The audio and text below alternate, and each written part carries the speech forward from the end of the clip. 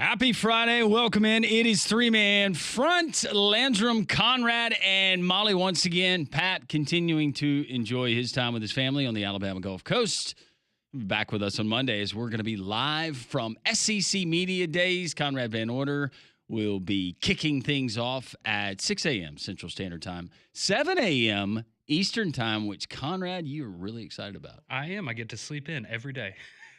Is that what we call sleeping in? And people are like, what is that a big difference? That's a big difference. I've been in that spot. Waking up at 5 versus 6 in the morning, that is a massive difference. Are you going to get over to Atlanta to adjust your body clock early? I'm actually going, after the show, and I'm just going to go, like NFL teams, right? If they go and play the Broncos, for example, right? You want to go and adjust to the altitude. I'm doing the same thing, but for the Eastern time zone. I saw shots of Truist because we had the All-Star game, Molly, there next week, and we have the Home Run Derby, which we are still undecided. Buster, have you gotten your tickets yet? No, we haven't purchased tickets yet. I haven't purchased any tickets. I thought that we would do that as a group. Conrad would use his $226 he won from the toothbrush challenge. Which, as we found out yesterday, wouldn't even get us one ticket to the Home Run Derby. It covered quite a bit of it. Most of it, yeah. You can get to the All-Star game. That's standing room only. Well, hey, you still get in. They've already got the field looking high and tight and really nice, and they got the all-star designs there in the outfield. And we will get to witness the best baseball we've seen inside of that stadium, and the last good baseball we will see inside of that stadium. Your quick Braves update: the Braves lose last night. They fall behind 3-0. They eventually tie the game at 3-3. They go ahead 4-3. Ozzie Albies, he hits a home run, and welcome back, Ozzie. And then the A's tie it with a solo home run, and they win it in the 11th. I'm numb to this. It's kind of like getting my Jefferson County sewer bill every month. I'm just used to it. That's like me in 2021 with Nebraska. I was just used to it. Just used to it? Yeah. It's You're really numb to the pain. It's tough. It's not as bad as Nebraska because the Braves have experienced recent success. Not only the World Series, but we since 2017, we've been a perennial playoff team, and that's not going to happen this year. Well, and it's tough, too, when you have a guy like Strider. I know he gave up the 3-run bomb in the first inning, but other than that, he was essentially pretty perfect the rest of the way. Struck out, 11 guys last night, I think. So he was really, really good. And I mean, you were close yesterday. You said you bet the Braves wouldn't score. They were going to lose last night and score 3 or less runs. Well, they get the 4th run, but they still find a way to lose an extra. When they were down 3-0 early, and that's when I checked the score because I told you it's not good for my mental health. But when I checked the score, I thought, I started pulling for my prediction just to be right. Yeah. It's like, don't score a run. Yeah. Don't score a run at all. I did see where your Yankees, you guys were being no-hit, and then all of a sudden you rallied. Yeah, very impressive win last night. No hit through 7 innings against the Mariners. The Mariners were up 5-0, and we came back and won an extra inning, 6-5, on a sac fly from Aaron Judge. So very, very impressive win last night. But Yankees still not playing great baseball. So. Does Aaron Judge, does he just hang out in Atlanta after the All-Star game? I would think so. You're not going to fly back to meet up with the team and then fly back down, right? No, I wouldn't think so. I know him, Jazz Chisholm, and Max Fried are 3 reps at the All-Star game. So I would think Max Fried, of course, very familiar with the area. So maybe he can go and show his new teammates his favorite Atlanta hotspots. Maybe they'll come to media days with it. Maybe Aaron Judge will come to media days. That would be awesome. Yeah. I'm sorry. I will drop everything we are doing and I will go meet him if that happens. I don't know if starstruck's the word, but we've been fortunate enough to cover so many media days. I have anyways, and this goes back to 2003, 2004 when we would have it in Hoover every year. And there's not many guys. I can maybe name 5. I'm just talking about players that I have anxiously anticipated seeing. I can remember one was Brock Bowers, just because seeing him in person and what he could do on a football field, just even looking at him in person, I don't know if you've ever seen him in person up close, but it's like, how can he do that? How can he be that athletic and that big? Yeah. There's a lot of guys like that you'll see at media days, and if you don't know who somebody is immediately by a face, you might go, middle linebacker, edge rusher, and then you meet them and say, hey, I'm so-and-so, I'm the wide receiver for Missouri, and you're like, oh, dear God. That's why I'm talking about this sport, and you are playing this sport. Yeah. Jaden Daniels was another one. He's that tall. I was just, he looked like a basketball player walking through the lobby. This year, I think Lenore Sellers would be that guy. I think Lenore Sellers will be, that would be one that I would definitely think would maybe catch some people off guard. I'm interested to see, like how big, Arch Manning walking around, because that was kind of the thing with some of the guys we've seen in the past. You saw it with, I think, Quinn last year too, where you know who they are, obviously, but they look more like your normal guy. That's kind of how Bryce Young was when I met him at Media Days a few years ago, where it's obviously you're this incredible talent, but you're standing next to them and you're going, we're really not all that different. You're just, obviously much more athletically gifted. So it's Yes. obviously. So it's always fun, though, to get to see those guys where you're like, hey, maybe I could be you. Yes, Molly, not a little, a lot, but thank you. Look, I have a pulse too. Exactly. But it makes you, at least for me, it's like, oh, yeah, we're kind of alike, but we're really, really not. Molly, what about for you in covering events? Was there one player, star athlete, that you were just in awe of seeing him in person, whether it be physically or I guess how they carried themselves? Not really, because I spent most of my time like in college on the sideline, so I was kind of far. I was never like up close and personal with anybody. Did you ever meet, or I guess have him at any events in Ndamukong Suh? 'Cause I just imagine that's one of those guys that No. you would think of that's probably very intimidating in real life. No, I never met him, but I got to meet I got to meet Johnny Rogers. Oh, Yeah, because he was at like every Husker game, and then who else did I get to meet at Nebraska? I never got to meet Sue. I got to meet Will Compton, which I know he might not have been like the star athlete per se, but he's like a huge figure now, especially. Like, he's done pretty well for himself. He's done pretty well for himself. Yeah. Adam Devine, who's the guy from Pitch Perfect, not an athlete at all, but No, I it's also fine. got to meet him, and I was pretty starstruck. Wait, was he for game day or something, or is he a Nebraska he's fan? I think he's from Nebraska, and he's just a big Husker. Interesting. Yeah, he's funny. I like him. But I never really got to meet any of the like former star. I mean, I got to meet Kenny Bell a few times, who was also a former Husker. He does stuff with the Big Ten Network now, but that was. You got to meet Urban Meyer. I did get to meet Urban Meyer. Mm-hmm. It's I got to meet him, Leinart, Brady Quinn, Reggie Bush. Yeah, that's right. It's that was interesting. like the first season of Big Noon. Me and my dad went to Vegas, and we were walking through one of the casinos, and I guess he's still doing a residency there. Brad Garrett from remember Everybody Loves Raymond. Yeah, the brother. He was the brother. Yeah. But just how tall he was. I'm not And kidding. his voice too is just. Well, yeah, and he could not have been nicer, but he was all of probably 6'10", 6'11". Yeah. That's what he looked like. Well, that's how I remember, like when Howie Long was up here a couple of years ago, and so nice, like going around everybody, shaking hands, met everybody, asked them their name. You want a picture with me? But when you meet him, you're like, oh my gosh, you're so big. Mm-hmm. Yeah, Derek Brown would be another one. Former Auburn defensive lineman. Yeah. Meeting him in Hoover, shaking his hand because he stopped by to talk to us on 3-man front. And I don't have baby hands. I don't have Kenny Pickett hands. But his just a large human being. Yeah, walking across. You could put 2 hands inside of his one. Yeah, coming across, like walking, back when I was in college and I'd be walking in class and you'd see Derrick Henry, walk past you and you're just, it's night and day difference compared to every other human being you've ever seen in your entire life. Picture day at Alabama, we went down to cover the controversy because they allowed them to meet with the media, and it was the Jalen Hurts and Tua. Mm-hmm. Looking at Jalen Hurts, now I know that physically he has changed since then, but looking at him, it was like, okay, well. He wasn't ripped like he is now. No, he was not. No. I mean, he was still in really good shape, but he wasn't to where he is now. But looking at Najee Harris up close. Big. Who wants to tackle that? Yeah. I can't imagine Derrick Henry. No, you just look at the thighs and you're like, yeah, no, I'm good. Then you have your Kyler Murrays, and you're like, liar. Yeah, Pee-wee. Somebody's lying. There's no way. Pee-wee. All right, so we do have There's a tease SEC for Media later. Days coming up. Speaking of SEC football, David Pollock, who played his football in the SEC, played for Georgia, played in the NFL.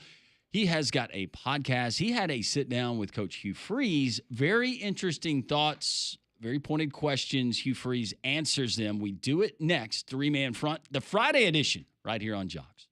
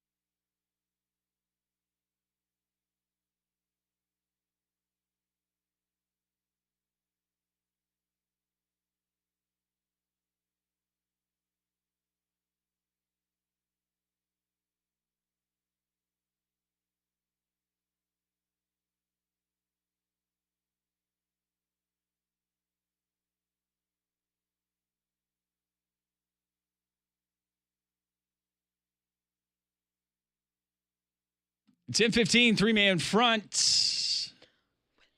The coach, Wimp Sanderson, joining us courtesy of Craneworks at 10:30.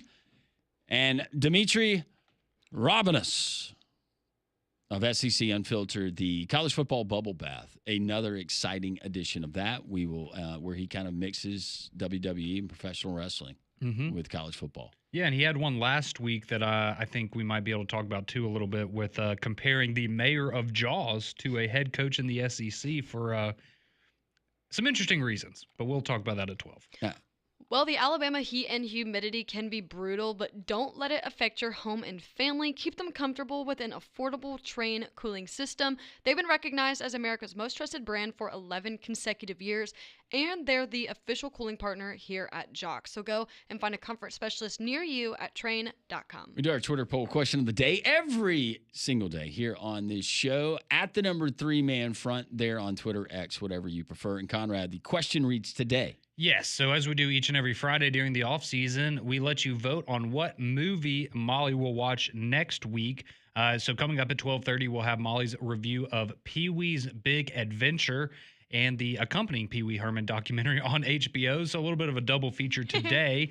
But today, your 4 movie selections for our poll question are The Truman Show, great Jim Carrey movie. Old School, one of, I feel like an underrated Will Ferrell comedy a little bit. Yep. You have Ocean's 11, a great classic with Clooney and Brad Pitt and all those guys. And then the first original Terminator with Arnold. So the first 3 that you named, those are 3 that I would watch anytime that they were on TV. They're great movies. I would watch those. Terminator, maybe not so much. I was not huge into the Terminator movies. The second one is significantly better than the first one. The I'll Be Back, that's iconic. It's cool to go back because I hadn't seen that movie until a couple years ago, and I went back and watched it. And it's still it's fun. I have a different opinion of Arnold Schwarzenegger now that BB shared that story. That is no, I don't really. That is fair. Yeah, she could have been in the Terminator or one of the sequels. So she had played her cards right. I had a friend in middle school whose dad, I don't remember what he did for a living, but he was friends with, I guess, some movie producer, and he had one of the Terminators that they used. The actual Terminator. Oh, like the robot? They had the prop? Yeah. Oh, that's really cool. Like, it was huge, too, and it was just it in was their life house. size? Yeah, it was pretty tall. That's awesome. Yeah. That'd be really cool. So Old School, I'm sorry because I don't have it pulled up. Yeah. Old School, you get Truman Show, Old School. Ocean's 11 and Terminator, and right now Old School is leading the way with about 44% of the vote. Ocean's 11 is in second place with about 30% of the vote. So you still have a little over 2 hours to cast your vote until 12:30, and then we will announce the winner. But right now, it looks like you're gonna be watching a little bit of Old School, which I am a big fan of. There's so many scenes from that movie that I love. Going streaking. Man, I go Birthday Party. The The Birthday Party, I think, is my favorite. I like the You're My Boy Blue with the wrestling. Yeah. That's a funny that's the wedding scene is pretty good too. Look at the baby, look at the baby, look at the baby.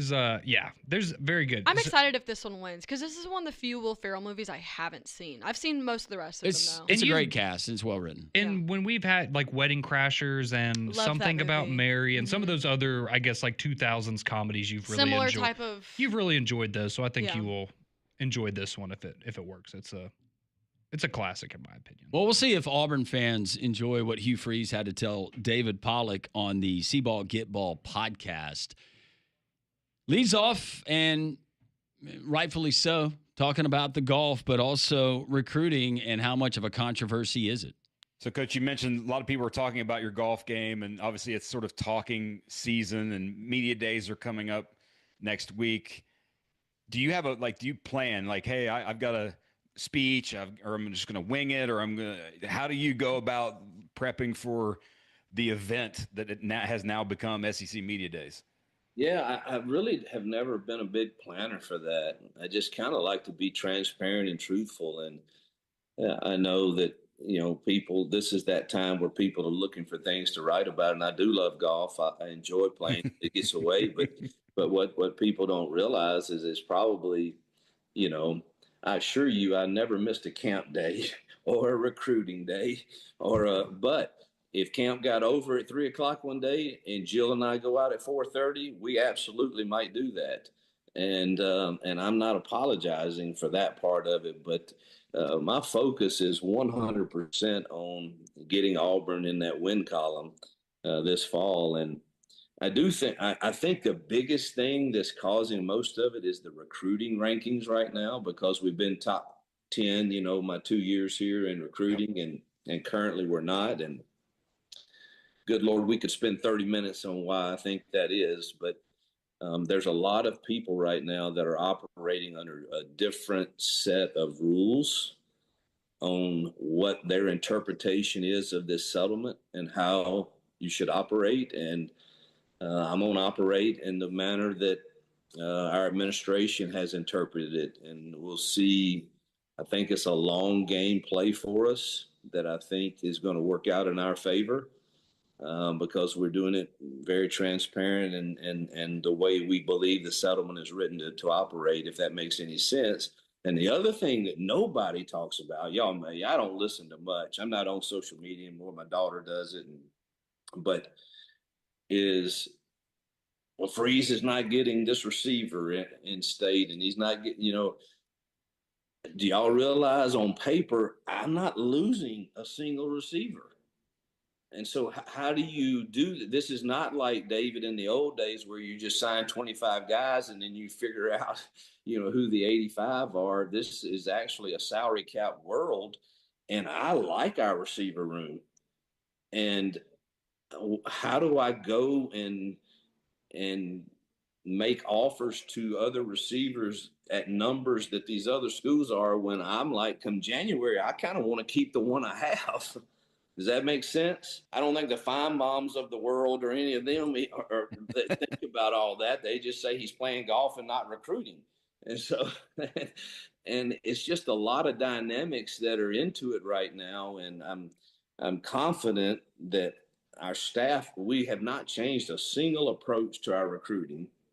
People love it when they come to Auburn, but there's just a lot of dynamics that go into their decisions currently. And come August 1, everybody's got to put this in writing now, and it will. We'll see where everything shakes out after that. All right, hearing that response from Hugh Freeze, if I'm an Auburn fan, that seems feasible. With trying to manage a roster now that you have a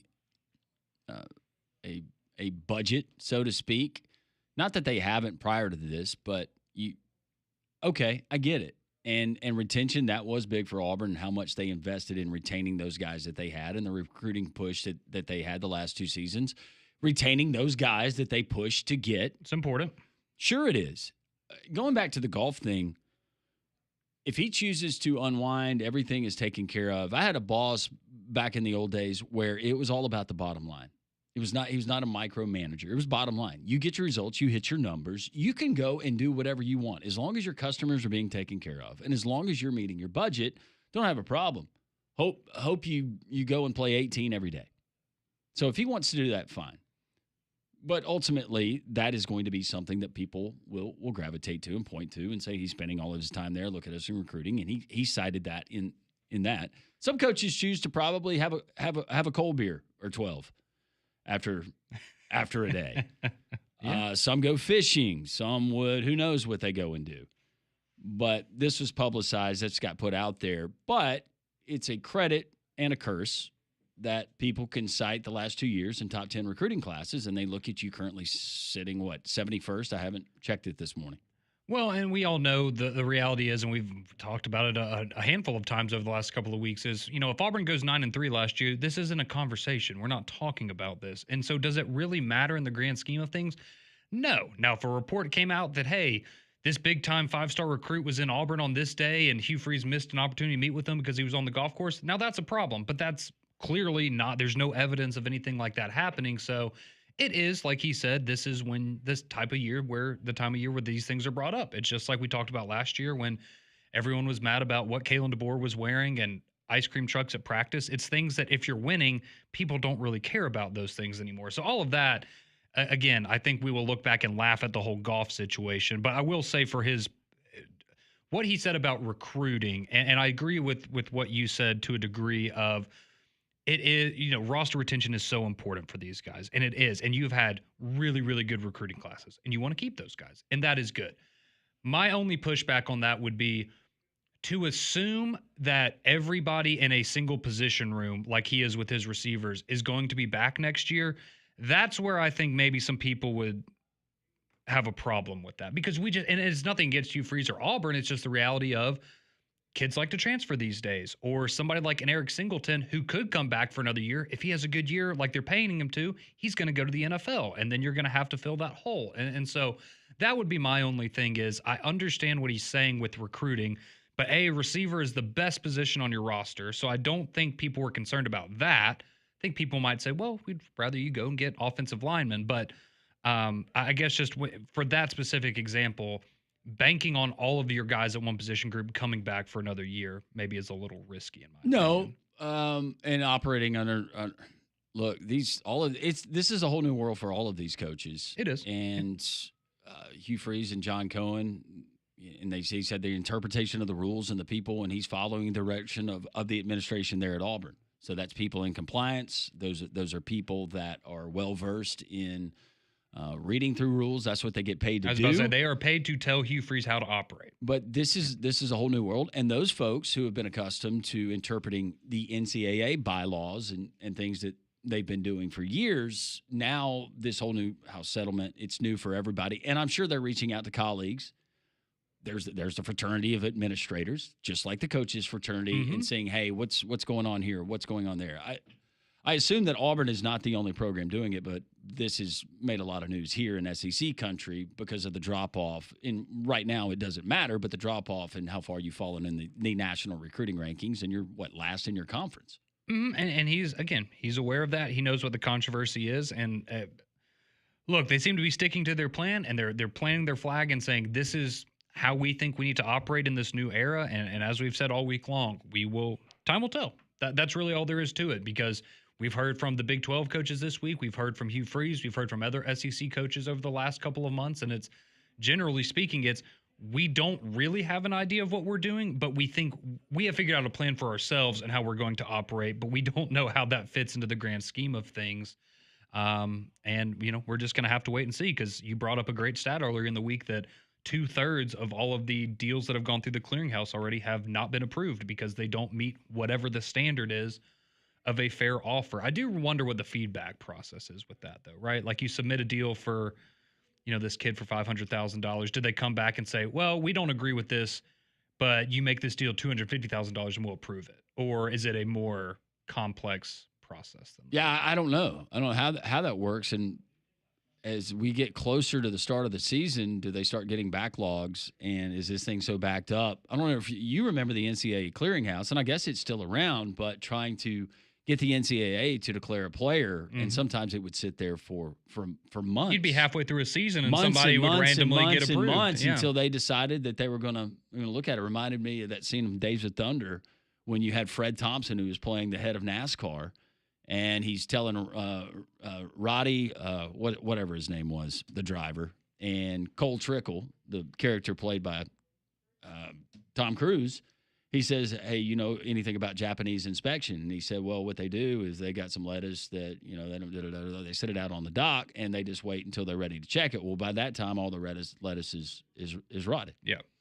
I don't know. I'm thinking movies now. No, I totally understand where you're going with that. And I actually have seen that movie. You have seen that movie? I have seen Days of I watched Thunder. it the other night. Mm-hmm. That was Really? a young Nicole Kidman. Yep. She looks. It was pre-work.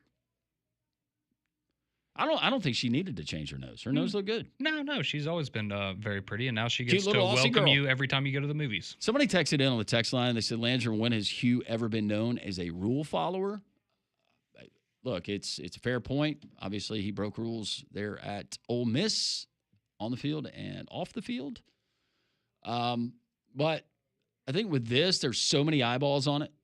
Well, I was about to say, do you want to be that first school that really messes this up and becomes the headline? Well, you've got everybody in that department now looking at it, and it's across the board, and football is going to get the most attention because that's your high revenue earner. But Yeah, I think he's got all kinds of people looking over his shoulder on a daily basis when it comes to this stuff and making sure that they get it right. And who knows, come August 1st, could look like a genius. Yeah, we could absolutely be here a month from now going, man, look at Auburn. They're up there in the top 15 of recruiting. And look at where, the Alabamas and Georgias and these other schools have fallen because some of their recruits have decommitted because they didn't get, they got false promises on the amount of money. It could totally happen. Bottom line, you got to win games. You don't win games, it's all a moot point. I was about to say, you could have the best recruiting strategy in the world, but you go 6-6 this year and yeah, those guys that have been on that roster that you sold the vision in the future to, they're going to find other places to go where they can make equal to or more money and actually win football games and compete for a playoff spot. Yep. There you go. Coach Wimp Sanderson, courtesy of Craneworks, joins us next.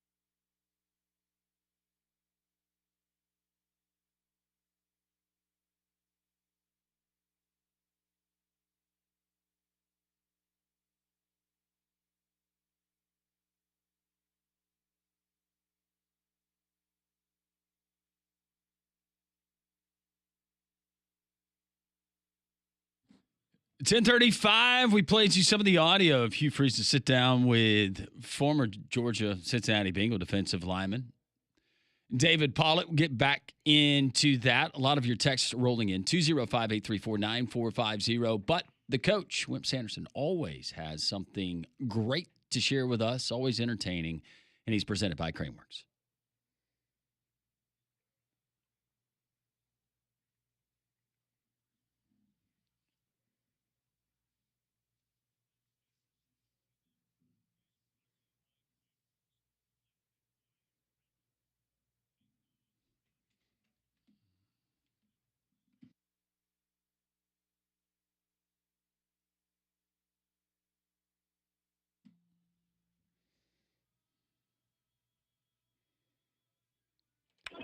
And the coach joins us now on the Higginbotham Hotline. Hey, Coach, how are you? Happy Friday. I'm doing okay.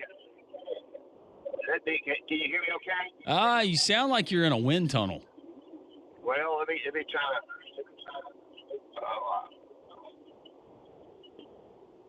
I don't know. I tell you what. All right. We'll try to get through it. We can hear you. Yeah. Are you driving right now? Yeah, we got you a lot better now. Okay. Now, back when I was doing it on the media day, it was fun because everybody got to play live. Yeah. Can you hear me? We got you. Hello? Coach?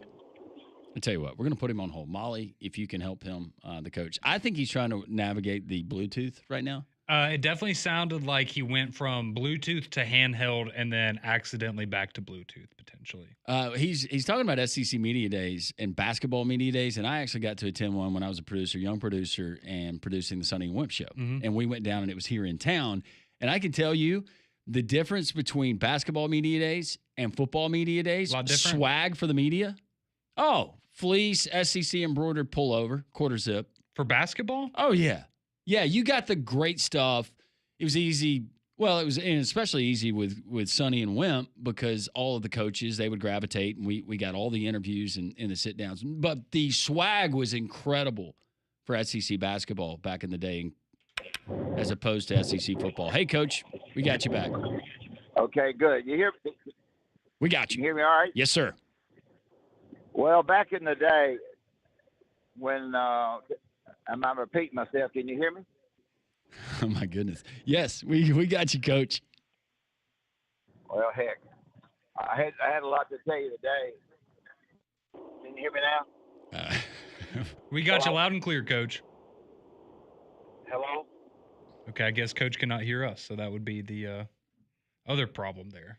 Yeah, be good if he could hear the questions that what we is ask him. what is sad is I've experienced the same thing that Coach is experiencing in trying to do Bluetooth stuff. Oh yeah, in the car. Mm-hmm.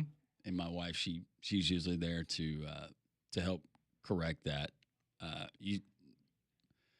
Okay, so Molly, all right, we'll just let him go. Tell you what, just let Coach talk.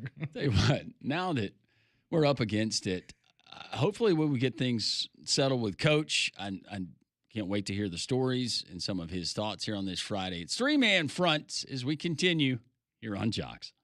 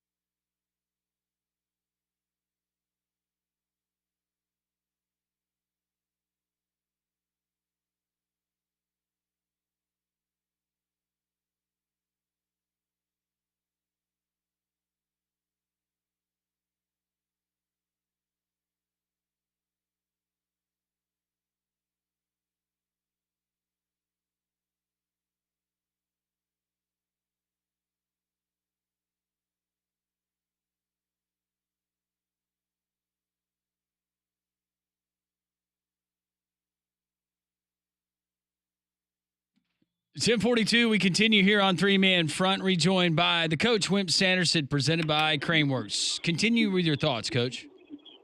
Well, I cut off more than I could chew today. Back when I was doing the media day with Sonny and Dale Brown and Hugh Durham and those guys, it was a fun time. We worked hard to entertain, but one of the problems, am I getting a little feedback? A little bit of feedback, yes, sir. Well, is it okay to continue? You just keep talking, yes, sir. Anyway, we tried to get up and make it funny. Norm Stone in Florida, Sonny, Dale Brown, Hugh Durham, myself.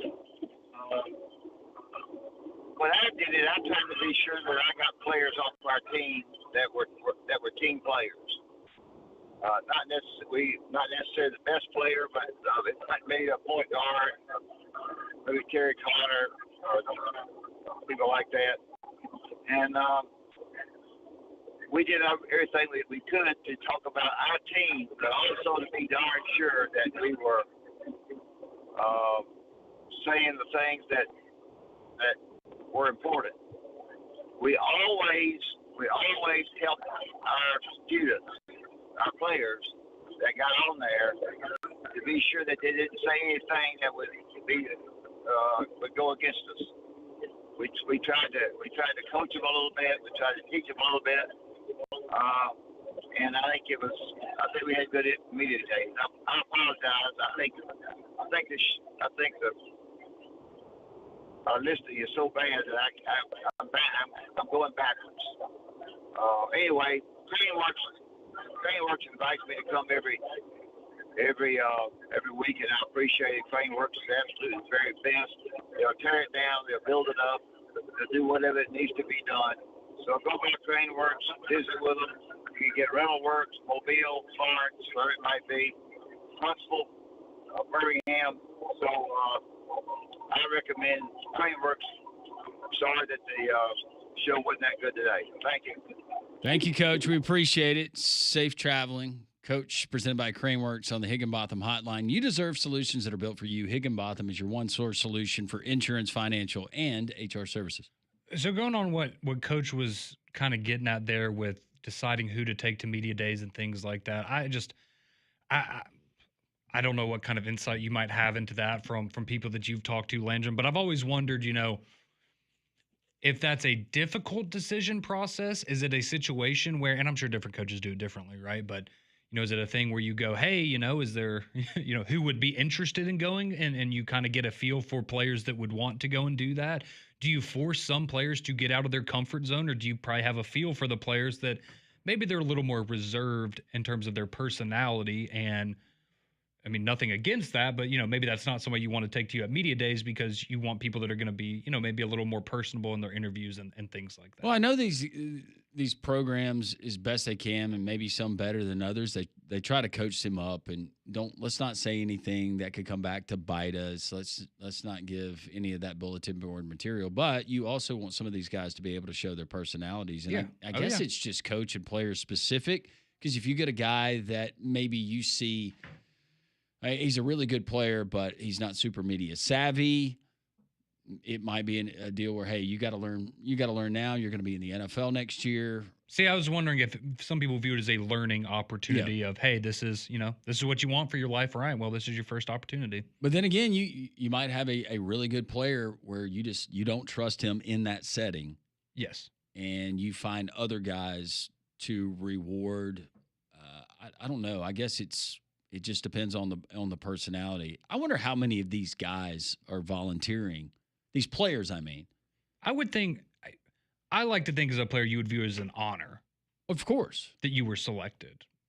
And you would want to go for that reason. But I'm sure some people, maybe it's a little bit out of their comfort zone. But kind of like you were talking about there, I do wonder, right, like Vanderbilt this year, for example. I know it's Vanderbilt, but with Diego Pavia going to be there, I would say that's a player that you have to bring him, obviously, right? He is your program. He is the face of your program, and he has a great personality. But we've also heard some of the things that he says on interviews, like when he was on Bussin' with the Boys recently, and he's a little, he'll let it fly a little bit. And so I just wonder, is that a point of contention at any point of that's just kind of who he is, and we're going to let it fly, and it is what it is. We're happy to have him, and we're going to just let him go and do his thing? Or is that something where if you're Clark Lee, you're a little like, I kind of hope he doesn't say this, or that would just be a player, like, from example, from this year and what we're going to get next week of somebody that you could maybe see saying something a little outlandish or that could get taken the wrong way and become a headline. I can remember a very confident Joe Burrow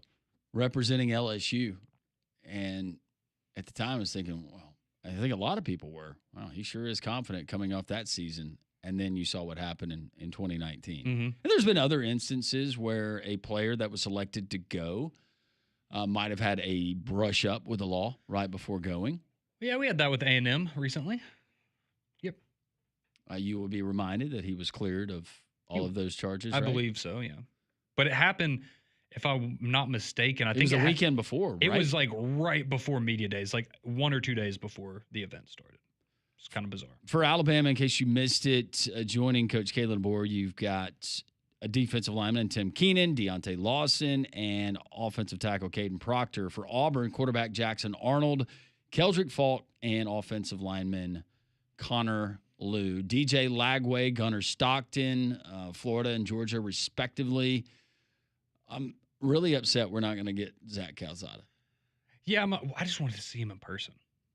Yeah, how much he's like, put what on? does he look like in person? Because in the pictures, he's watching Love Island. He's gotten a little. Yes. Thank you for that. John Mateer. That'll be interesting seeing John Mateer in person. Yeah. I would think that would. John Mateer is going to be one of those guys. A lot of the SEC media members have not seen play live or been around live. Yes, I'm very excited. I hope we get an opportunity to sit down with him because I have very high expectations for him this year. He's excellent. And of course, Arch Manning of Texas. That's the guy that you said that you were going to be most interested in. It's seeing what, like, just ogling, just looking at his how he looks in person. Yeah. So besides, I think we all know that Arch Manning, if you were to say who's the one player that's going to get the most attention, it's obviously Arch Manning. Outside of Arch Manning, do you think it's going to be a lag? I mean, I think we would assume it's another quarterback. I want Lenora Sellers. I want to see Lenora Sellers in person. It's going to be a good one. I'm very interested to see him and really just the whole South Carolina contingent and their mindset. Because if you remember last year, right, Shane Beamer got up there and was essentially, y'all are all picking us to, he called his shot, right? He said, y'all are all picking us to finish last or second to last in the conference. No one expects anything from us. And I think we're going to be a pretty good football team. Guess what? They ended up being a pretty good football team. So I just wonder how that messaging is going to be different this year for. Well, how do they handle it now that they're picked to be one of the next tier? So after your Alabama, your Georgia, your Texas in no specific order, then your next tier of teams, Ole Miss, South Carolina, those would LSU, be a part of that grouping, LSU and others. So we will have full coverage right here on Three Man Front and on Jox all week long, beginning at 6 a.m. on Monday. We'll carry you through Thursday. We'll have media members. We will have former coaches, former players, current coaches. You will not miss a thing, and our coverage begins Monday right here on Jox, and it should be a whole lot of fun there from the ATL. Yeah, it's going to be awesome. I hope that it's set up because we were in Atlanta 2 or 3 years ago. I can't remember when it was. But the last time that Media Days was in Atlanta and set up in the College Football Hall of Fame. And it's really cool the way that you have it set up because you're in between, you're doing a radio show and you're surrounded by all this history of college football. And it's more intimate, I feel like, where, in Dallas last year, it was just a really wide, really long hallway. And once you got towards the end, it started to feel a little bit like no man's land. Whereas at Atlanta, with the way that their setup is, it's all, you can't miss anything. Very cozy. Right? It's cozy and it's all very, very well planned out. Not saying they didn't do a good job in Dallas, but just saying in Atlanta, I think it'll be special. So yeah, hopefully we have a lot of good conversations and a lot of good interviews and content that the listeners will enjoy. And I know a lot of us very interested to hear from both Kalen DeBoer and Hugh Freeze and those players and what their expectations are for this upcoming year, because it is a massive season for both of those teams. You're looking for a pontoon boat this summer. How about Poorhouse Branch Marina at Smith Lake? It's the only dealer on the lake to have the Avalon pontoons. Avalon pontoons are known for the luxury, comfort, and performance. You pair it with the most fuel-efficient engine on the water from Honda Marine. Poorhouse Branch Marina at Smith Lake also has the Tahoe pontoons ready for family fun. Get it today with the in-house financing. See it all at PoorhouseBranchMarina.com. A lot of your text rolling in and reaction to Hugh Freeze and some of his comments with David Pollock yesterday on David's podcast. We will get to the text line, 205-834-9450. And this one rolling in, only Wimp Sanderson can make a, parentheses, non-interview funny. That is very true. I felt bad for Coach. You could tell he was the handheld versus Bluetooth. Well, it's tricky for everyone. I will, I'm sure, have a conversation with him at some point today, and he will beat himself up over that. And I'll have to. It happens to tell the him best of us, it's Coach. fine, Coach. We're just glad we got you on for a few minutes. Perfectly fine. This one, love having Wimp on every week. Even a, air quotes, bad visit with him is interesting. I think it's notable that he tried to bring team first players. I think who coaches take to media days does speak to the culture of the respective programs. Wesley and Chalkville. That's a really good text. That's a good take by you, Wesley. I don't know if that's all. Yeah, I guess so. But at least with Diego Pavia, Clark Lee knows him. He's already. What else could Diego Pavia possibly say that would get more attention than what he's already said? That's fair. And I mean, again, with a guy like that, right? He is your program. He is the heartbeat of your program. You have to have somebody like that there. And again, it's just especially for a school like Vanderbilt, who's very buttoned up in the way that they do things. He's just a little bit of a different flavor, but hey, that appears to be what they needed in that program. Anthony, an optimistic Auburn fan, says with all the bad press that Auburn is receiving, coupled with the A.J. McCarron comments on the recruiting rankings, that can all be silenced if Auburn wins. To me, that's the bottom line. Just win, baby. Thank you, Anthony. We appreciate it. Hope to see you soon. Winning solves just about everything. Doesn't it? Yep. Nobody cared that Steve Spurrier played when he was winning 11 games a year at South Carolina and played golf every day. Nope. Of course, he had more coins in his pocket than Hugh Freeze.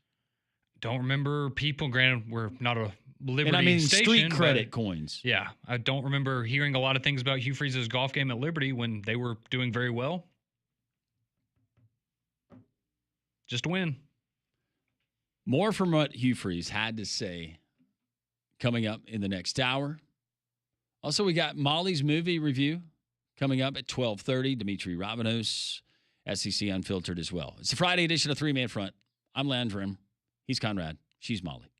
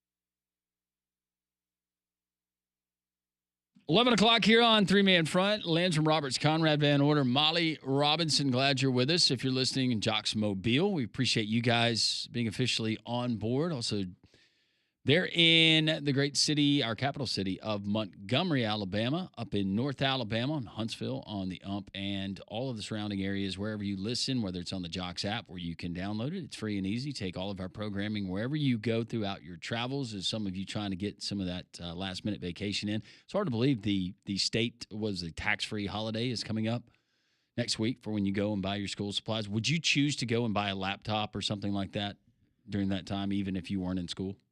Just to say, for tax-free weekend, savings? Absolutely. Yep. Yeah, that's if you want a big ticket item, that's when to do it. Molly, did you take advantage of that here, or did you buy all your stuff in Nebraska? Last time I bought a laptop was like 5 years ago or 4 years ago, and I bought it during tax-free, but I was also still a student. Did y'all have Apple stores in Nebraska? Yes. There is an Apple store in Omaha, which is actually a very big city. Oh, I know. I've been there twice. We had one on campus. You had an Apple store on campus? Oh, yeah. We did not have that. Well, it was like the student techs. It was an Apple store. Okay. They sold only Apple products. Gotcha. It was an Apple store. Was it the condensed like Apple store?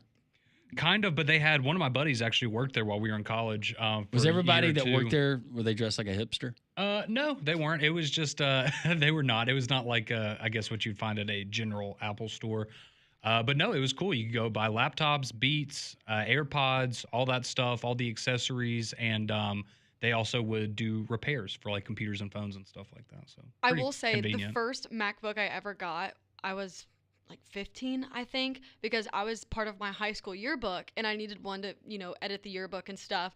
And we got it during that tax-free weekend. Like I said, this was like 10 years ago now, but this was back when they would do, if you bought a MacBook, you got a free pair of Beats. Oh, that's a pretty good deal. Hey. And I still have those Beats, yeah. I'll say that's a good $300 savings. Oh, it gets better. When I bought the MacBook that I have now, like 5 years ago, I got a free pair of AirPods.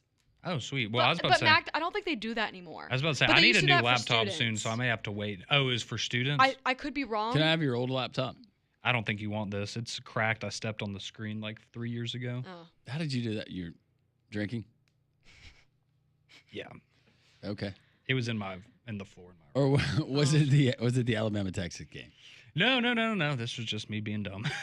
I don't think I could survive without my laptop because I do all of my work on my laptop. Yeah. Like everything I've got my life is on my laptop. I guess you would call it like a tablet. You have a Braves laptop with all your stickers on it. I stickered it up, but yeah, this service is. I can't pay for a computer what some of you guys pay. I could. I just choose not to. I got this laptop. I'd rather go and buy a new car from Dobbs Ford. Yeah, essentially, especially when you ask Pat how much he paid for his. His is huge. It is huge. He's very bougie. He got the maxed out all the bells and whistles thing. See, I've had this laptop since I was 17, so I've had it for 12 years. Wow. And it's quite slow. You think Pat has his laptop out in his beach chair? Absolutely. I guarantee he does. Absolutely. He's probably got one of those things where you can like block the shade that attaches to the top of the screen. I bet you right now he is trying to map out the shortest route from where we're located in Atlanta to all of our favorite media members so we can easily coordinate our interviews. I bet you that is what he's doing right now. Speaking of the Gulf Coast, did you see the tiger shark that was reeled in there in Pensacola? Yesterday? No. I think it was yesterday. Good news is they tagged the tiger shark and released it back into the Gulf. But it was pretty close to the... It was massive. Fish. Yeah. Is it, this one? That's him. Whew. Her. 100... Oh, never mind.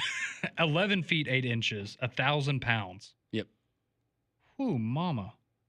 Yeah, that's kind of scary. What test line do you have on that rod? That's what I'm saying. How do you reel that in? Yeah, without your line snapping. Very slowly. You got to have some help. That's great. Well, I'm going to the beach in about 6 weeks, so hopefully that has cleared up by then. Yeah, Hugh Freeze, he joined David Pollock on his podcast yesterday. Here's Hugh Freeze on that opener on a Friday night in Waco. It's a challenge. They're a really good football team, and I have great respect for Dave Aranda. And, I used to go against him when he was the DC at the LSU and I was at Ole Miss. And he always gave us problems. And so I know that he'll have a great plan defensively. I do think they're very talented. I think that quarterback is a winner and a good football player. They've got a tremendous receiver / punt returner. D-line is very, very active and on the move. So it is definitely not an easy opener and one that has our full attention. I assure you, it will be challenging. And I'm quite sure it'll be pretty hot in Texas on August the 29th. So we'll have to be ready for that. But it also is exciting and truthfully, I kind of like it more so than opening up maybe with your FCS opponent that some do and we've done. I think our kids they better have their full attention locked on our preparation all throughout fall camp, because it will be a very difficult opener. I agree with him, especially like a team like Auburn, where this is the prove-it year for Hugh Freeze and that staff. But to have a more than formidable opponent going on the road, and we know where Baylor is, and we'll get to where the coaches predicted the order of finish in the Big 12. But I heard from Dave Aranda earlier in the week. He feels really good about his team. He's got a Heisman contender at quarterback, and they feel like that they have all the right pieces in place. You don't want to ever put too much emphasis on the opening game. And there's going to be a loser in this one, just like in Clemson and LSU. But for this Auburn team, and you look at the schedule that they have, some of the other upcoming road games and the games you say, okay, I'll give them that one, it's really important. I think this is one of the biggest openers that I can remember in Auburn history. And they've had some decent openers. You had Washington. Just in terms of what it will mean to the fan base and the program with a win, potentially. I'm trying to think of some others. Was Oregon, when they played? That was a really good one. Bo Nix's first year when they beat Oregon. That was good. But, yeah, I think more so than anything, and that could really be a shot in the arm for this Auburn team heading into that SEC schedule. No doubt. And like you said, right, you can't build it up to where if you do, let's say, stub your toe in this game and end up with an L, you can't build it up so much that it deflates the entire team after, man, you built it up, this is our moment, and then you come up a little short because you still have 11 games left and you still have a lot of time to get all of that momentum back. But it is a big game, and we saw, and again, maybe not for everybody, but I think remember last year at the beginning for Auburn, you play Alabama A&M, the offense looks really, really good, Peyton Thorne looks really, really good, and you maybe get a little bit of a false sense of confidence playing lesser competition. And then once you actually took a step up, it had lagged behind a little bit. So, yeah, no doubt this is a big opportunity for Auburn, big opportunity for Jackson Arnold and kind of his coming out party to make everyone, hey, this was the right decision. I'm glad that y'all chose me. I'm happy to be here, and it's going to work out. We're going to have a special season. But, yeah, got to start with that win over a Baylor team that is a good team, but certainly one that you would think Auburn should be able to take care of. Well, and the lack of turnover and all the retention and the emphasis they put on keeping those guys, they've been around for that 6 and 7 year where you went out and you didn't show up against Baylor. Those guys, they missed out on the bowl game and finished 5 and 7 and the disappointments of last season. You have turnover in rosters a lot now with the transfer portal, but for this Auburn team, and I think moving forward in that confidence, it's huge, and it's also huge for Dave Aranda and Baylor. And I think that this will tell us a lot, not everything, but it'll tell us a lot about this Auburn team. And I'm just very, very curious to see the offense and Jackson Arnold and those wide receivers. Do they flourish? And I think that's what, again, it's the fact that it's a game. First, I'm a big fan of it being on Friday. Love that because you kind of get started early. Yeah. So I'm a big fan of that. But going up against another solid team, a fringe top 25 type of program, you feel like you can walk away and have a good understanding, like you're saying, of what this Auburn team will be. Where in the years past, it's kind of taken until week 3 or 4 when maybe that first SEC game you start to go, oh, okay, now I'm starting to have an idea of who this Auburn team was. And in those years, granted, it wasn't typically great. But this year, right, you have an opportunity week 1 to send a message not only to the fans, but to the other teams around the country that, hey, maybe, all that talk was about something. We have a different kind of confidence. And that's, one of the things you heard Hugh Freeze say during his sit down with David Pollack is is a different feeling for him. I like to going break into it this down year. like this. You win that opener, you look at the rest of your non-con games. Those are games you're going to be heavily favored in. Yep. So you go 4-0 in those, and then you've got 4-4 left. If you go 4-4 in conference play, that gives you an 8-4 season. And for some, that's a ceiling for this team. Some, that's the minimum as far as progress that they want to see from Hugh Freeze. And I think that should be your expectation. Now, and again, granted, every game's important. You should want to go 12-0, obviously, but that's how I would map it out. If I'm an Auburn fan looking at the season, we have to go undefeated in non-conference play, which is certainly attainable, and then you just have to go even in SEC play. And if you throw in, let's say, you're beating Kentucky, Arkansas, Vanderbilt, and then that fourth win is maybe a win in the Iron Bowl or a big win over Georgia and Jordan Hare,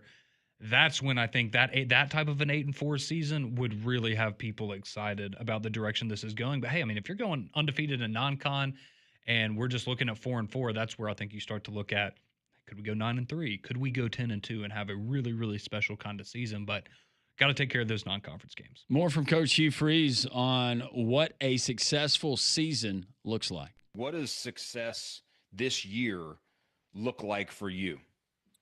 Yeah, we embrace the expectations. I don't get into these people that talk about pressure or listen, man, I have long since decided, well, not long, this was probably 4 years ago. I may have told David this. I can't remember, but my story and my wife's story, my family's story, it is a God story. He is the author, and my answer is yes to that. Okay. And I don't even know what the question is, but my answer is yes. And I don't even have a seat at the table to write the story. I don't even have a pen to write the story. It's not mine to write. And so when I approach it like that, I don't have the pressure or any of that. At the same time, I'm a realist, and Auburn's a place that has to win. And I believe we're going to. I think we finally have enough depth and talent that, I mean, we can't run from the fact that the last 2 years, there were 6 games that we easily could have won. I'm not saying that we should have, but we easily could have won 6 more football games last year. 4, that totally changes the whole dynamic of things. We didn't have our kicker last year. I think that cost us 3 games, truthfully. We had 3 opportunities to go up 2 scores in SEC games and miss field goals that changed the whole dynamic of the game, and he's back. I don't give in to the pressure of all of that, but at the same time, I embrace the expectations. I want them, and I want our kids to want them, and I sense something different in the confidence level of our staff, and the chemistry and the culture has grown. Certainly we're not perfect. We have kids that make mistakes, and that will continue as long as you're coaching, and you have to make tough decisions sometimes. But for the most part, man, I love the leadership of our team. I like this roster, and I'm excited to see what they do on the field. Interesting comments from him. I think he went faith-based in part of that comment where God is the author. He did. I agree. And you're just a steward, basically, in following in obedience. But that was a very, in my opinion, a very politician-type answer where you were asked a question, and I'm not saying what he said wasn't good, but he didn't answer the question at all. He didn't just put went a off number on on it. tangents. No, he didn't put a number on it. And I'm going to defend him here. I don't think I would put a number on it. No. I wasn't expecting him to say, hey, we have to go this record to have it be a successful season. But, I mean, you didn't get anything in terms of player development, recruiting, what he's looking for personally in his growth to make it a successful season. That was my whole point was. Gotcha. You just, again, not saying what he said didn't have merit to it. It just doesn't tell you anything about how he views the season being successful. As an Alabama fan, Conrad, what would kind of blow your hair back, raise your eyebrows? Not just an Auburn win, but what does that need to look like for you to say, yep, they're for real? If it looks like they put it together against Baylor, what does that outcome look like? In the Baylor game? Yeah. Oh, I would say, let's say you win that game 35 to, I would say a double-digit win where the offense looks good. 35-17. 35-17. I'm like, all right, I'm in. I'm sold.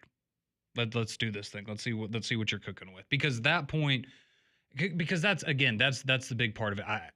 Auburn has good players. They've had good players the last couple of years. Defensively, I don't have nearly as many question marks about them because I thought they really, really played quite well last year under DJ Durkin. I think they'll be even better this year. But it's the offense, and are him and Jackson Arnold on the same page? And I think in a season opening game against a quality opponent, I know you've had a long time to prepare, so maybe some people would think that's jumping the gun, but if it looks like Jackson Arnold and Hugh Freeze are on the same page and the decision-making from Jackson Arnold is there, those are really the two big questions for me. Is the play calling going to be better, and is your quarterback going to be able to execute the plays and not turn the ball over? Because those have been the three big issues you've had the last 2 years. Now, Peyton Thorne, that was a different animal altogether. Jackson Arnold, he's got more ability. He's got a lot more praise. Not as much experience as Peyton Thorne had coming into Auburn. But is it fair for me to say with the wide receivers that you have, with the offensive line that you feel good about, and especially you got a guy that could be an All-American offensive tackle, you got another talented guy that you got from USC, guys that are coming back, Connor Liu, one of your representatives that's going to be joining you in Atlanta next week. Is it safe to say that Jackson Arnold doesn't have to be unbelievable with the wide receivers that he has? Kind of like what we've talked about with Ty Simpson a little bit, where just don't make the mistakes, give the ball to your playmakers, and you should be okay. Right. I think that's generally pretty fair. Yeah. Because, and I guess the one question to have for Auburn maybe is, what are you going to be able to get out of the running back room? But I know they feel really good about Cobb and some of those other guys. I know you brought in the running back from UConn this offseason as well. So, but no, I mean, with the receivers, because I think, again, excuse me, we've talked about this early in the offseason. I think Auburn has the best receiver room in the SEC. I think they have one of the probably top 5 receiver rooms in the entire country. And if Jackson Arnold, the version of him you saw last year at Oklahoma, who was out his top 5 receivers the majority of the season, yeah, there's no reason you shouldn't be able to go out there, execute, and be averaging around 30 points a game. A lot of your texts coming in, what does success look like for you? If you're an Auburn fan or you're just a college football fan and you watched the last 2 years, what should that look like in terms of wins and losses, or what you want to see from that Auburn football team? We'll have more from Hugh Freeze as we go along, get to more of your texts. And also villains. And they play a role in movies that Molly reviews, but also they play a role in real life. We'll get to villains next.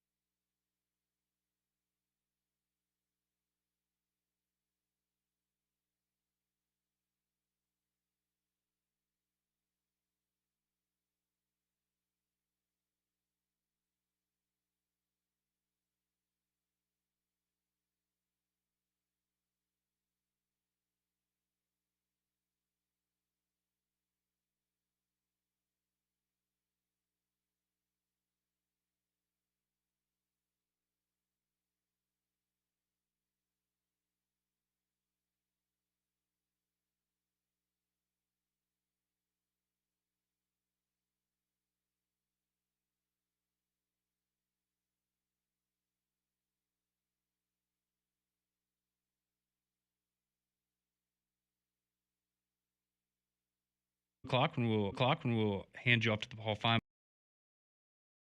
On Mondays, we will be broadcasting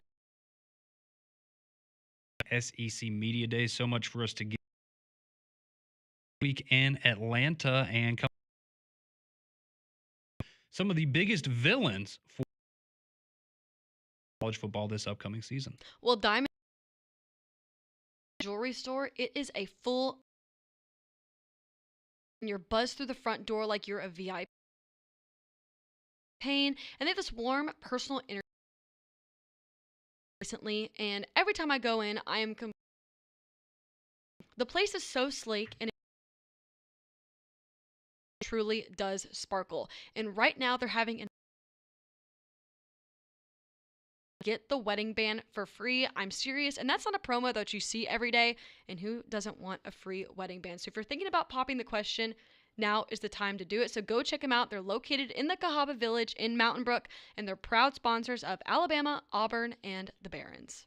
Well, yesterday, ESPN put out their college football staff came together, and they put out a list of the biggest arch villains for each top 25 program in college football for this upcoming season. And some of these I thought were very interesting, Landrum. So this is going to go a little bit, some of these outside of the SEC, but as we know, a lot of SEC representation in the top 25, and some of them are going to make a lot of sense, right? Beautiful touch there, Molly. Yeah! So, for example, and this is based on ESPN's preseason rankings. So at number 1, for example, they have Penn State as their number 1 team in their preseason rankings. They say their biggest villain is Ryan James Day. Franklin. James Franklin would be an excellent option. That's a good one. But Ryan Day, I think we can all agree, that's the one hump they can't get over, right, is Ohio State. Can't beat them. You call them out. I don't have the list in front of me. Yeah. And I just want to give you what I think they say. Okay. Number 2, Clemson. Oh, Clemson. Biggest villain? I will go.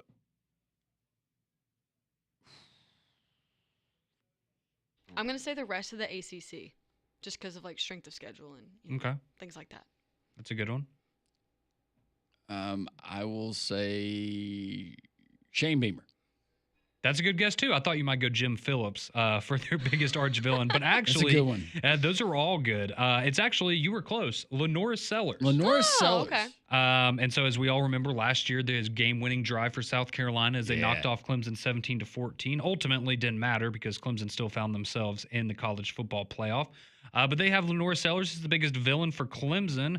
All right, now that we're in the SEC here, how about Texas? Who's the biggest villain for Texas this year? Georgia. I was about to say Kirby Smart. See, that's what I was thinking too. That would make a lot of sense. You lost to him twice last year. You got to play him this year. You got to get. That's the team you have to beat before we're ready to crown you the champions of the SEC or anything like that.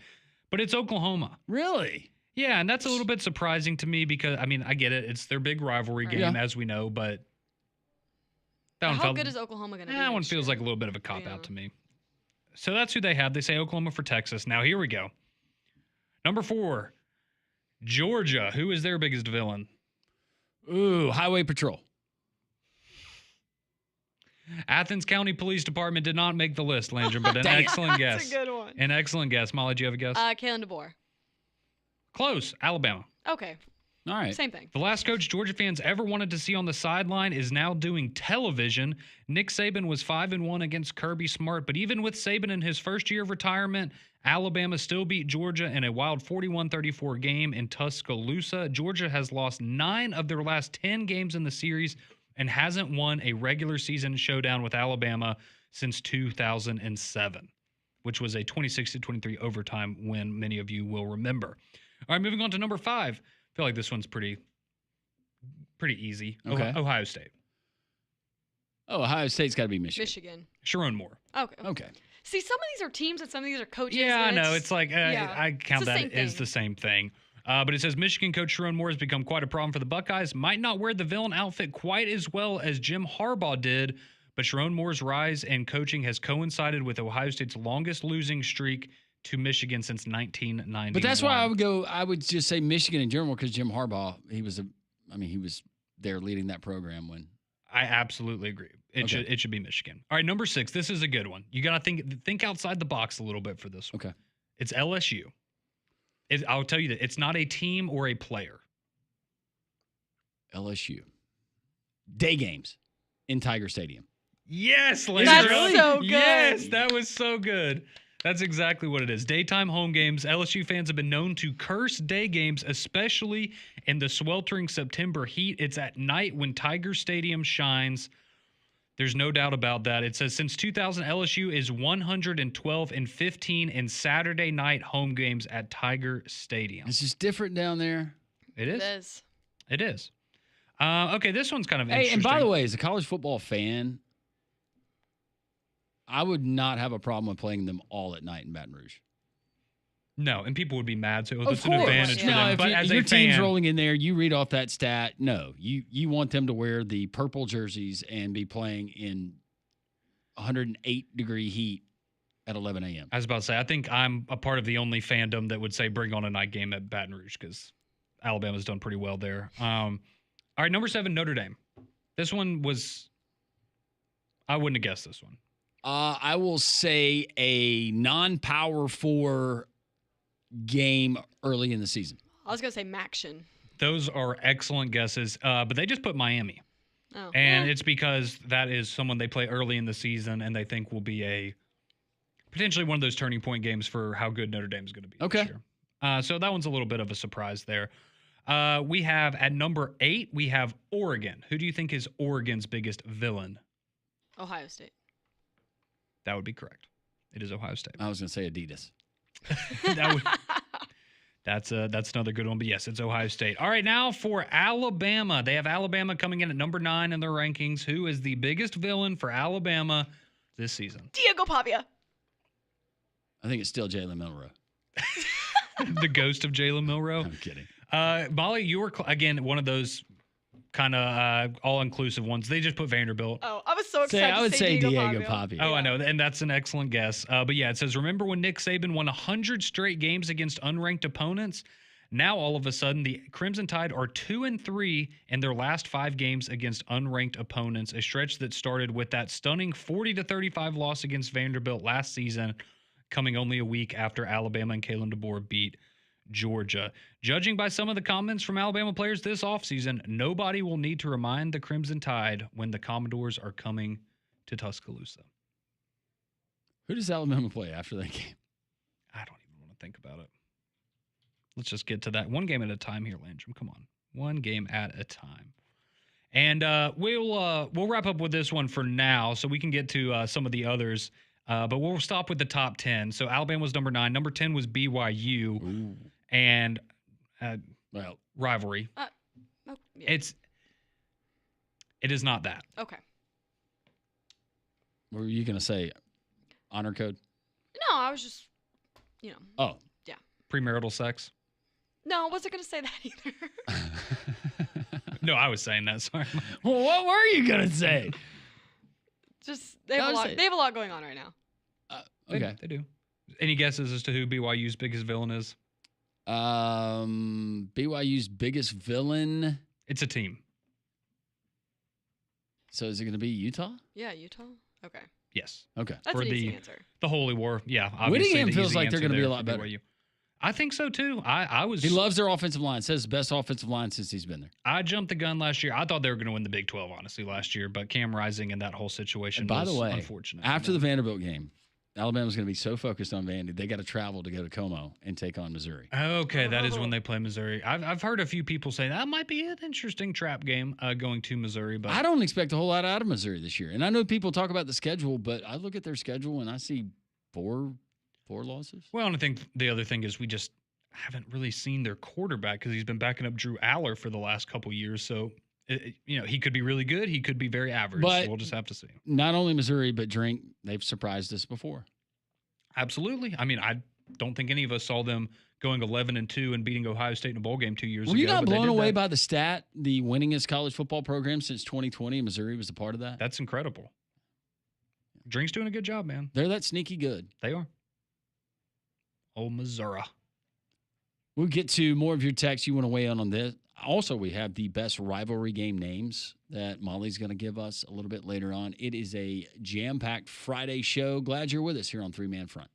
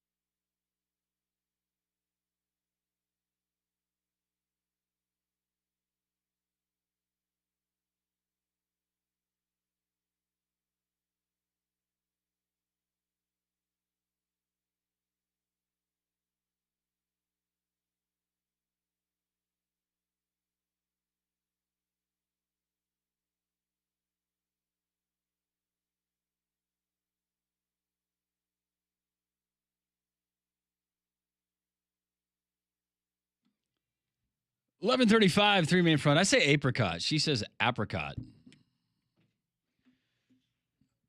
I say apricot.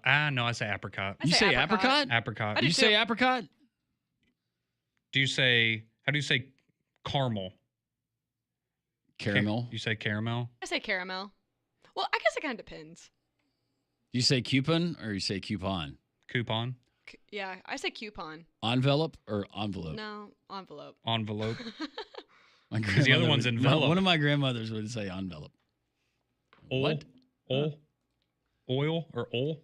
Yeah. Tor Oh. or a tire or a Yeah. tor. I don't know Refresh how me to, that tor. don't know how to fix a tour. A big one in the Midwest is when there's two of something, we say both. They say both. Both. I know. You never kinda picked fun. that up though, No, right? I did not, That thank sounds very goodness. Minnesota. It's very Minnesotan. Minnesotan. Both. Oh, both Put on of your them? sweater and get some hot dish and get Hot out there and dish. skate, kid. Oh yeah. I love hockey.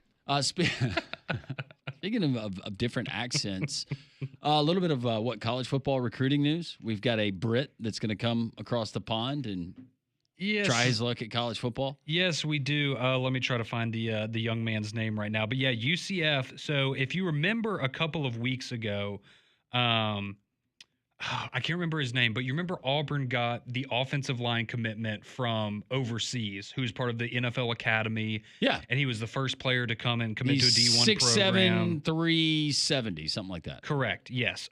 So they have. So this is a similar situation where it's the NFL Academy, but so okay, his name is Sam Fenton.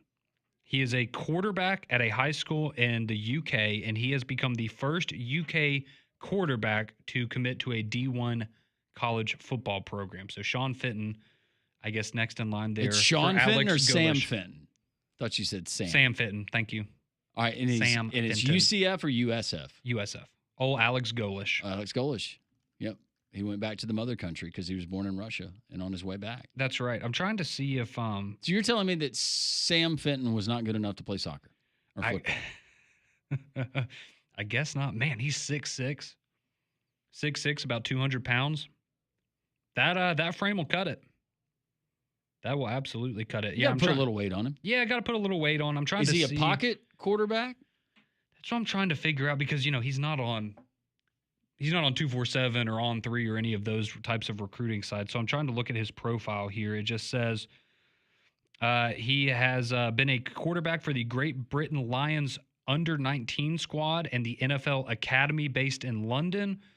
I'm gonna see if I can pull some tape real quick. Yeah, I don't. I'm trying. He has a 3.6 GPA. I can tell you that Who cares? much. Exactly. Who cares? He's not going there to play school. But yeah, that's a potentially certainly an interesting pickup for Sam Fenton, but cool because as we were again talking about with Auburn a couple weeks ago, is the first time that had ever happened. And so now here you go. You have another guy from a different country through the NFL Academy getting in an opportunity. I'm pulling up his tape right now. Okay. Very interesting. Could potentially see him with playing against UAB here in the coming years. Oh, that's true. That's a very good point. Yeah, you're looking at, is it the video from, man, this one's old. I guess they get these kids in there pretty quickly that are doing the academy stuff. Yeah, I'm looking at it here. 4th and 11 to win the game. This is the first cut up that they have. Oh, terrible camera angle. Just got some work to do on the people that video or take the film there in the UK. Yeah, do they not have press boxes or like camera wells or platforms? I guess not. I guess not. Man, we are way ahead of you guys when it comes to high school football. That looks tough. And what are those jerseys? Apparently, they don't have to have the transparent or enough of a transparency in the. Golly, bless their hearts. I will say these NFL Academy uniforms that he's wearing in some of these pictures, Yeah. those are cool. They're black. Well, the team that they're with like a playing, baby Conrad, blue. those are not cool. And I'm They going want with the fashion uniform police on those. Those are awful. Those look like the old hypercolor shirts. You don't remember those. No, I don't. They would change. All right, well, Sam Fenton, come on over. Welcome on to USF. Mr. Alex Golish gets himself another quarterback. A lot of texts on the text line. We will get to those texts, 205-834-9450. Going back to Hugh Freeze and some of the comments. If you miss them, we'll play them later on in the show. Sitting down with one David Pollock, and David was very direct, and Hugh Freeze, in some people's opinion, very direct with his answers. Some people, like Conrad, which you said that he kind of, in one of his answers, beat around the bush, maybe, or didn't answer the question directly. Well, it was just when he was asked about what would a successful season this year look like to Hugh Freeze, and I thought he said some very poignant things about his faith and the pressure and the expectations that he knows he's facing right now. It's just he didn't give an answer in terms of what that would look like for him. But as you said, it would probably not be advisable for a head coach to go on a podcast before a season like this and say, hey, a successful season for me would be 9-3. And then if you go 8-4 or 7-5 or anything other than that, everyone's going to be let down. I don't think that's what I think they were trying to avoid that. The answer that he had, what was it at Regions when he said, yeah, well, obviously getting back to a bowl game. That one. And he could have meant a lot. Yeah, but again, that's just one of those, like, that's what we're shooting for here is a bowl game. But again, it's just, we all say things that are dumb sometimes. Sometimes we agree to do things for a monetary value that are disgusting, and you get wrapped into that. All right, so I'm gonna see if you agree with this one listener. They text in and they see Hugh Freeze seems to be throwing shade at the school in Tuscaloosa. Are we talking about?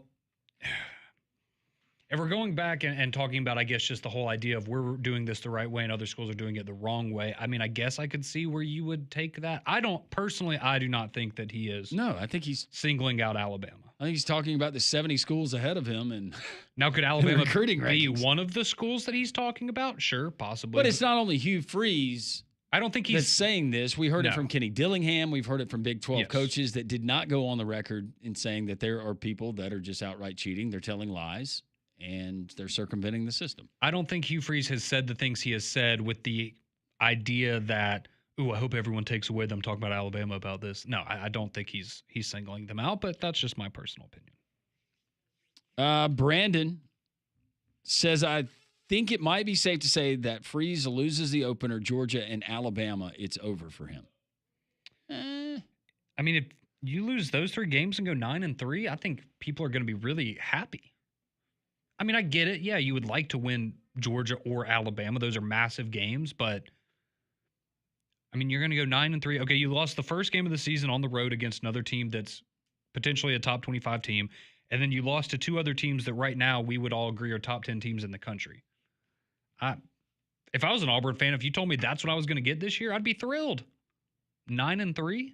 But that would mean you go and you get a win in Norman, Oklahoma. Yeah. You get a win in College Station, Texas. Mm-hmm. I get it. Maybe you don't have the big landmark victory that you're looking for, but I don't know. I guess I just look at it like if you're an Auburn fan and you're going to be disappointed in 9-3 or think that that's going to be a bad season, then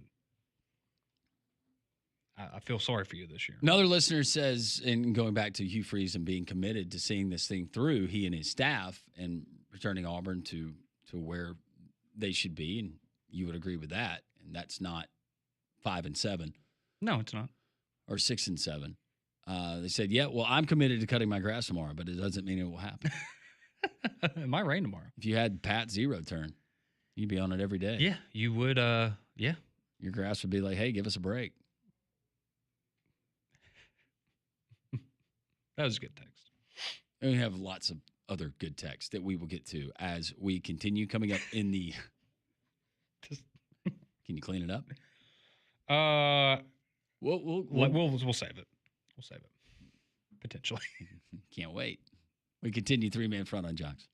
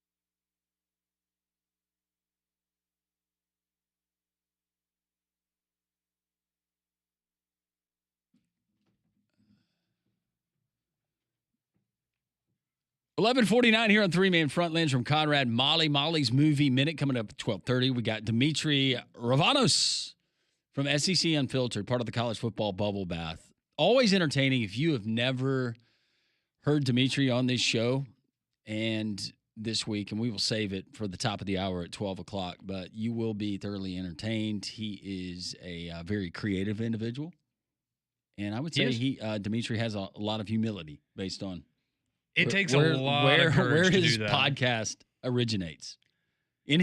Literally in his tub. Yeah, I feel pretty. Look, I know. I guess I'm the one here that does the weird stuff. I would not do that, unless you paid me. But I would not just do that. I would not do that for under $50. Yeah, exactly. I wouldn't either. No. No. You just put on the Olympic swimming suit. Yeah. Like That'd be kind of the fun. full body. I was about to say with the cap and the goggles too. It had to be everything. When did they start that? And then they figured out it was faster. I remember I knew people that swim in BSL that I went to school with, girls and guys, and the girls would have to grow their hair out as they were training, like on their legs. Yeah, and then they would shave right before. Said it made them faster. I had a roommate in college. He loved to bike, and he would go do like cycling races and stuff. He shaved his legs because he was like, it makes you more aerodynamic. Swimming competitively is nothing that interests me. No. Just swimming to stay alive. That's basically it for me. Learning how to swim so I don't drown. You like to swim? Oh, I was a competitive swimmer before I was a competitive dancer. What? Did you guys not know this? No. Yeah. Like, I mean, granted, I was like in elementary, middle Doesn't school, matter. But yeah. So what events did you do? All of them. All of them? My least favorite was breaststroke, and I did not like backstroke. Actually, I have a fun story about one time.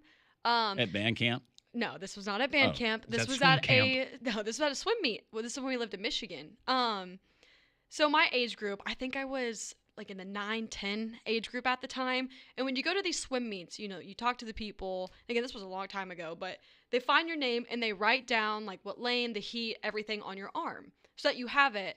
And then, you know when you're supposed to So you compete. don't forget, yeah. Right. And I guess the lady that was writing down my information, she forgot to write down my backstroke. So I didn't have it, so I didn't know I was supposed to be in the pool at a certain time. And I'm like warming up in the warm-up pool, like thinking I'm not for a while, and my coach runs up to me and he's like, "Molly, what are you doing? Like, your heat's going on literally right now." Like they had already started, they had left me because I didn't know, it wasn't on my arm.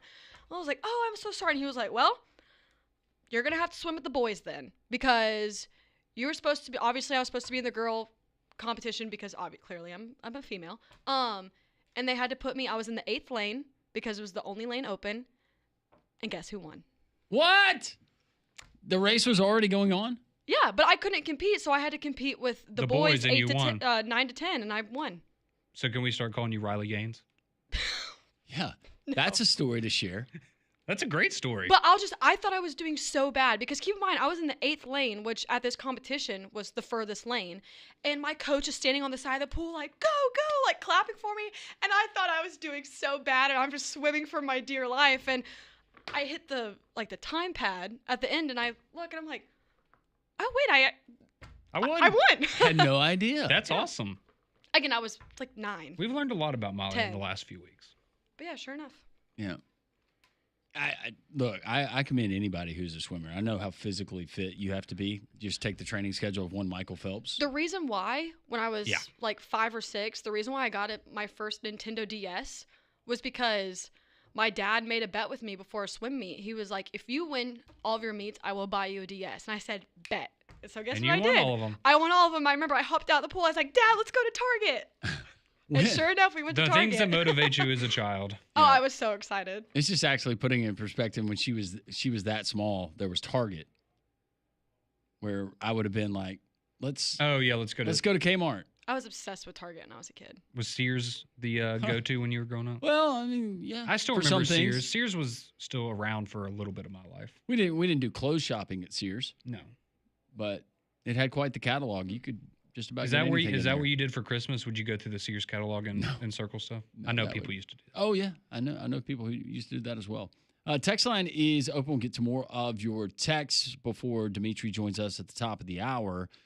And Go ahead, Conrad. You know, it was just funny. Andrew just texted. He said, "Hey Molly, how's bragging camp going?" Haha, just kidding. Yeah. Hey, I was a proud 10-year-old. Hey, or 9, you should however brag old I about was. that. Yeah, That's a great And accomplishment. I haven't been in a swim meet since I was probably 12. When's the would last have time you raced somebody in swimming? I was probably 12. Really? I would have that on my resume, honestly. Because I was doing both competition swim and dance, and I was kind of getting to the age where you had to pick one or the other. And I like Conrad could totally dance see better. Molly with her friends, and she's got her box wine sitting on that hot pier, and she's like, "Come on, I'm like, who wants girls. to race? I used to own it back in the day." Back in the day, back in my 10-year-old prime. That's awesome. Jimmy texted and he says, "What has Molly not done?" It's a good question. I I will say, as a she's kid, been to basically every country and continent in the world. that is not true. Except Antarctica. Except Antarctica. I was never good at sports, though. Like, I was good at dance, gymnastics, and swim, but everything That's else. a sport. It's But a like, sport. I'm talking about like softball, soccer, Yeah. basketball. I was never good at any. I don't have very good coordination. Surprisingly. It's all right, Molly. Many of us went professional in things other than sports. Yes. And that's why we're here right That's, now. Some of yes. us are still searching. What is my purpose? Demetri Ravanos, the SEC Unfiltered podcast, live from his bathtub. You don't want to miss this. Demetri, always entertaining. He joins us next on the Friday edition of Three Man Front right here on JoxFM.com, the Jox app, and wherever you stream.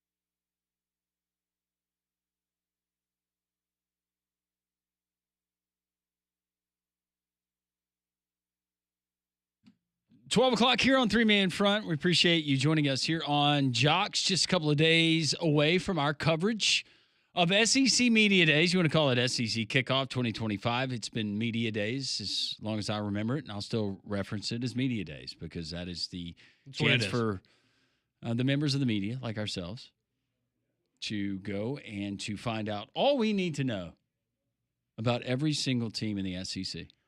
Well, I feel pretty good when the fine folks at the SEC office down here in Birmingham, the communication they send to us, and it all says SEC Media Days information and SEC Media Days this and that and the other. It's Media Days. I think we can keep calling it that. Yeah, it's Media Days. It is, and it always will be. If they want to call it kickoff, then that's for the TV folk. What about SEC Extravaganza? See, I like that, and we do it from a theme park.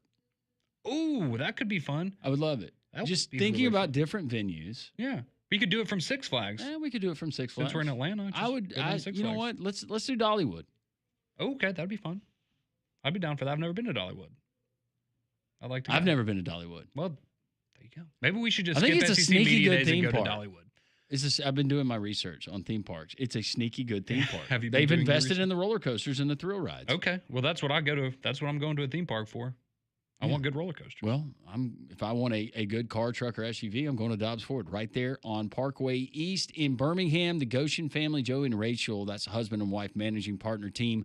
Their son Austin's in the sales department, but there's so many great folks there at Dobbs Ford. And truly, you go there, they're going to take care of you. You're going to meet a friend. And if you never buy a car, truck, SUV, which we hope you do, you're going to build a relationship. And that's what they are. They're relationship people.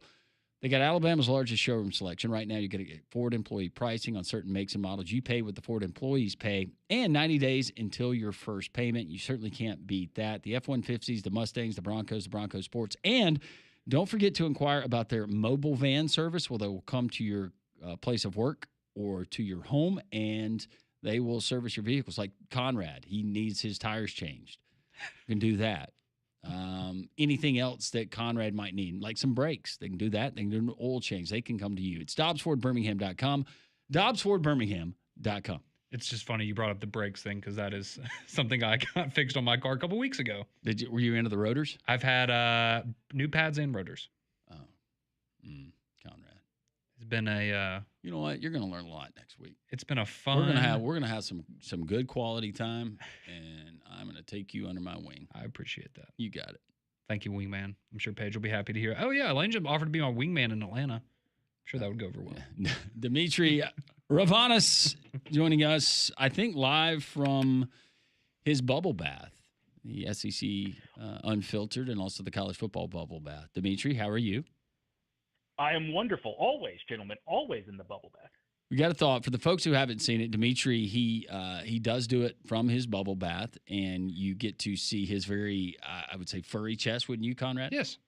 We were thinking, Demetri, what would it take for you to shave a logo into your hairy chest?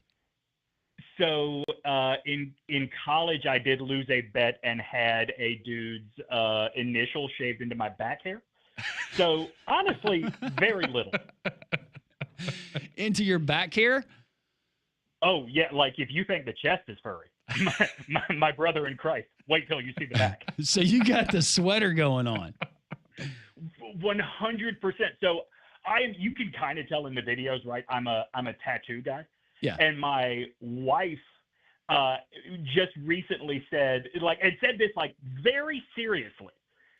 If you wanted to have laser treatment to get rid of the hair on your back so you had more canvas, I would support that. Oh. A very loving suggestion, she maybe. She loves you unconditionally, and that's wonderful, but she was politely saying if you wanted to remove it. Do you think it bothers her? I mean, we've been together for 25 years. If it does, she's waiting really late to speak up. I just like that. Well, you like tattoos, so why don't you get some on your back? Well, then I'm going to have to get rid of the hair. Exactly. Win-win. Well, you're talking about bets, Demetri, and I promise we're going to get into one of the reasons. You're just entertaining. We like just hanging out with you. I enjoy hanging out with you boys. But Conrad Van Order, he will do almost anything for money. I say almost anything, but I don't know if you caught it earlier in the week. We put it up on YouTube on Jox TV, but it all originated from Pat saying, would you for $10,000 in a Pat Ponders question, and me and Molly were waiting to hear what the question was. Conrad immediately jumps in and says, "Yes, I'll do it." And it was, would you brush your teeth with a random stranger? I guess that would be the same thing, or just a stranger's toothbrush for 30 seconds for an amount of money. And Conrad said he would absolutely do it. We had 2 listeners come up to Social Taco on Tuesday, bring used toothbrushes. One of them was still wet in a Ziploc bag. And he brushed his teeth for $226 and 2 $1 beers. So a total value of $228. Tongue, teeth, everything with both toothbrushes. And it seemed like he did it for 5 minutes. Yeah, I mean, listen, I think $10,000 for that is overpaid. Like I'm with Conrad. That's like, what I'm if saying. You give me $1,000, I'm doing it. You do it for $1,000. I did it for $200. Yeah, $20-something. Yeah, I mean, I value myself more than Conrad does, but I'm just saying $10,000 is exorbitant. Thank you, Demetri, because they seemed outlandish at first. I'd have to have $100,000 to do that. You want to know what I would do for $100,000? You couldn't even believe it. $10,000, that's a lot of money. Brush your teeth with a random stranger's toothbrush. Do you know how many germs we're exposed to just going outside? Get over yourself with this. I don't share. No, but that's fine. From the same straw, that garbage. But that's different though. I don't have to. I kind of see your point, but no one here looks at me the same, Demetri. It's been a rough week. Listen, Conrad, you don't want to be the person that everybody in the building looks at the same as everybody else. That person doesn't make more money. That's right. I guess I made $200 more than everyone else this week just off of that, but that's about it. There you go. Now take it from somebody that's been fired in radio more times than he can count on a single hand. That person always doesn't often keep their job. That's great, great motivation for me moving forward, Demetri. But we do have you on every Friday to go over your SEC bubble bath, and the one you had this week, very interesting, a kind of a mesh of the wrestling and college football world. So if you don't mind kind of breaking it down for our listeners real quick, what was the genesis of this week's bubble bath? It was basically, I have not watched wrestling in probably 20 years. And I overheard a conversation about who deserves to have the Intercontinental title right now in the WWE. And so I started thinking about what the Intercontinental title was when I was a kid versus what it has become now. When I was a kid, it was a way to acknowledge guys that did good work that were never going to be popular enough to get a title run, right? So who in the SEC has given us thrills, I guess would be the right way to say it. Like they've had some high highs, but you could never picture them winning a conference title, let alone a national title. And as soon as I defined that in my head, like it was obvious to me. It's South Carolina. Yes. Like they've had a Heisman Trophy winner. Right. They've had a number 1 pick in the draft. Mm-hmm. They had 3 consecutive 11-win seasons. They were at one point coached by, now granted he was past his prime, but coached by one of the best coaches that the sport has ever seen. But if I told you South Carolina national championship contender, you would laugh at me. No, that makes perfect sense. And I know that you said that was the first one that came to mind. If you had an honorable mention, I was just thinking, would the Ole Miss Rebels be a part of that honorable mention? Yeah, I guess so. Because they've had all the same things, right? They've had multiple 10-win seasons in a row. They haven't gotten to an SEC championship game. Haven't gotten to an SEC championship game. No, correct me if I'm wrong, no Heisman winner, right? I do not think so. Archie didn't win it, right? But a number 1 pick. They have one of the iconic family names in college football. I guess I could see it. Maybe we make them a European champion. But I think at least last year, I guess going back to your point about South Carolina, Demetri, if someone had told you last year that Ole Miss was going to win the national championship, maybe that would seem far-fetched, but I think that would be significantly more believable than a South Carolina, for example. Agreed. And I think part of it, too, is because until last year, whenever someone would tell me, oh, hey, Shane Beamer is a really good coach, like I would go, yeah, okay, whatever. Like if you told me that about Lane Kiffin, I don't think he's a great coach, but I think it is easy to see that he is a level above, or I guess perceived as a level above Shane Beamer. Does that make sense? Yeah, no, I think that's fair. So let me ask you then, what for South Carolina this year? Are you looking at last year? Is that what you're expecting from South Carolina last year? I'm assuming you kind of view last year as maybe the ceiling for what the South Carolina team could be right now. So how do you view them going into 2025?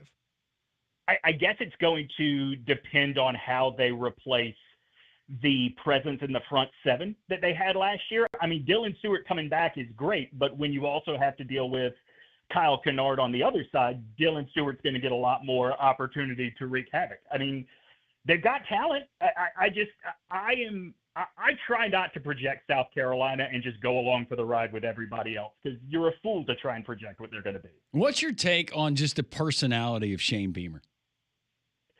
I mean, as you know, we talked about this like a month ago. I think he is a real contender for the biggest dork in the SEC.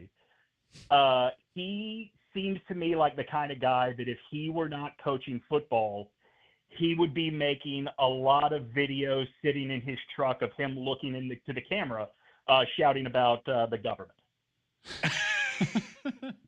Okay. I mean, look, and to be fair, I have the same kind of look.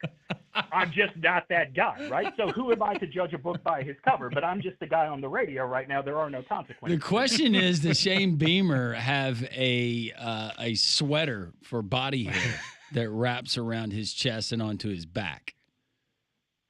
And who knows? I want you to know how much restraint I am showing by not referencing his father's neck at the moment. Oh, yes. Well, thank you. Thank you for doing that, Demetri. Demetri Ravanos joining Pat us. Here, Landrum is the only one on the show remotely close to my age. I hope Molly and Conrad appreciate that. That's a very good joke. It is. It is a great joke, yes. Very, very good joke. And as you said, no consequences, right, Demetri? That's right. Yeah, that's right. What's Cumulus Media going to do? Fire me? That's right. Yeah, Again? hopefully. Demetri. Always great to have you on, Demetri. I did want to ask you as well, because I know we missed last week with 4th of July weekend, and so we missed your last bubble bath, which was a comparison to the mayor from Jaws, which is Mayor Larry Vaughn, for anybody unfamiliar with the film, and then Brian Kelly, the LSU head coach. And I'm going to be honest with you, Demetri. I was watching the video, and I'm kind of nodding along, going, yeah, okay, I can see the similarities. And then you get to the final comparison that you made, and that's when I just absolutely lost it. So if you don't mind sharing what that final comparison was. You went from Disney movie to Full Metal Jacket. Yeah. Yeah. First of all, so have you guys assigned Molly to watch Jaws? She's already seen it. Yeah, I've seen Jaws. Perfect movie. I watched it with my 13-year-old for the first time this summer, or right before 4th of July. And even in 2025, a 13-year-old recognizes that's an awesome movie. So look, the video is on my Instagram, my TikTok, college football bubble bath. So you can go see all the other comparisons. At the end of the day, the only thing you need to know is what Conrad brought up. Mayor Larry Vaughn knew there was danger and insisted that the beaches stay open. And what happened? The Kittner boy got eaten. Does that not sound like sending a kid up into a scissor lift in the middle of hurricane strength winds to film practice? That's all I'm just saying. They sound similar. Yes. Yes. Not to make light of the situation in Notre Dame, but yes. No, it was horrible and a senseless tragedy that could have been prevented. But see, Demetri's not worried about himself getting fired. No, he needs to be worried about us having a show next Friday for him to come back. Are you going to be at SEC Media Days? Would you like to join us? I mean, I would love to. I am actually now. See, here's the thing, though. This is where I would get you guys fired. I would love to, because I think media days are an exercise in absolute stupidity. Interesting. Why is that? I mean, I think right now, if the four of us put our heads together, we could predict every question that will be asked of every coach. Well, and let me tell you every answer. They're all going to be multiple on defense this year. They all had a great spring. They're all looking forward to doing some damage in the fall. Well, in some ways, Demetri, we share the same brain because we had the exercise yesterday, and it was, okay, all the boilerplate questions that have been asked, and we went around the SEC. If you had one question that you could ask this coach, what would it be? So we started throwing out, I'm trying to, so Billy Napier at Florida, my question would be, at any point last season, did you contact a realtor? That's a good one. Okay. For Lane Kiffin, said, what kind of bait do you use when you're fishing? We had some very interesting responses. One from our listener was jail. Yeah. I thought that you would appreciate that. So Yes, Hugh Freeze, all the boilerplate questions have been asked. What would Demetri ask Hugh Freeze? Oh, man. I really don't want to get you guys fired. Okay. Kalen DeBoer. What would you ask Kalen DeBoer? That's safer, right? That's safer. I mean, I would ask him, and look, like Conrad, I'm a Bama alum. I love the Crimson Tide. I have a Nick Saban tattoo on my ankle. But I would ask him, like, how do you balance coming from Seattle into this very, very weird, dumb culture we have created? Because there is no way that a reasonable person understands why we are the way we are. That's fair. I think that's actually an excellent question. Like, I think Nick Saban was so singularly focused that it was probably easy for him. But I would bet a normal human being probably takes at least 4 years to accept this is just the way it's going to be here. Well, just in the frenzy and the fanfare and the expectations and the back and forth nature, I think, of the fan base, where one week you're, the greatest thing since sliced bread, and the next week you're chopped liver, and they want nothing to do with you. It's certainly, I think, a lot different than what he experienced in Washington. I don't remember specifically, but I don't remember Washington hiring him and hundreds of people lining up at the landing strip to see him get off a plane in Seattle. Right. I mean, listen, on Tuesday, my son and I are driving down to Charlotte for that Bama on Tour thing that he and Nate Oates are doing this summer. Like, I don't think there are a lot of fan bases that can support something like that. It's a very good point. Demetri Ravanos, always a pleasure. You can find all of his work, and it's entertaining and certainly worth the watch and the listen. Just maybe on some of these, be careful where you watch or how loud the volume is turned up. They're entertaining, and I appreciate it. You don't want everybody getting turned on. You're a very creative individual. Quickly, I did have to ask you, Demetri, because I noticed you kind of mix it up sometimes. How do you decide what you're going to drink in the bubble bath? Do you specifically try to tie it into that video, or is it just whatever you're feeling that day? Yeah, it is a very involved scientific process of what is under $5 at the grocery store today. That answers my question perfectly. Thank you. We do have Molly's review of Pee-wee's Big Adventure. Would you be able to stay over and join us for that? I would love to get your breakdown. I would listen. You don't have to ask me to make time to talk about Pee Wee Herman. I am always ready. Let's do it next. Demetri Ravanos continues here on Three Man Front.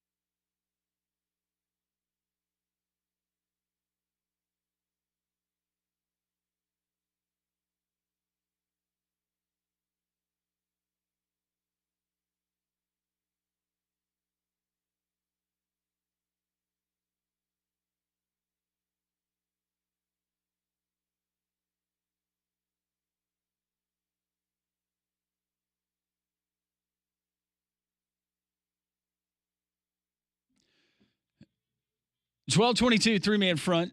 Folks like me, Demetri, a lot of you, we remember this in the song, and some people would say, well, I remember it pre-Pee Wee Herman and the age it was. And it's so hard to define, but Demetri Ravanos continues to join us here because he is a movie critic, and he's very entertaining. If you've missed the last 15 minutes, you need to find that there at the podcast.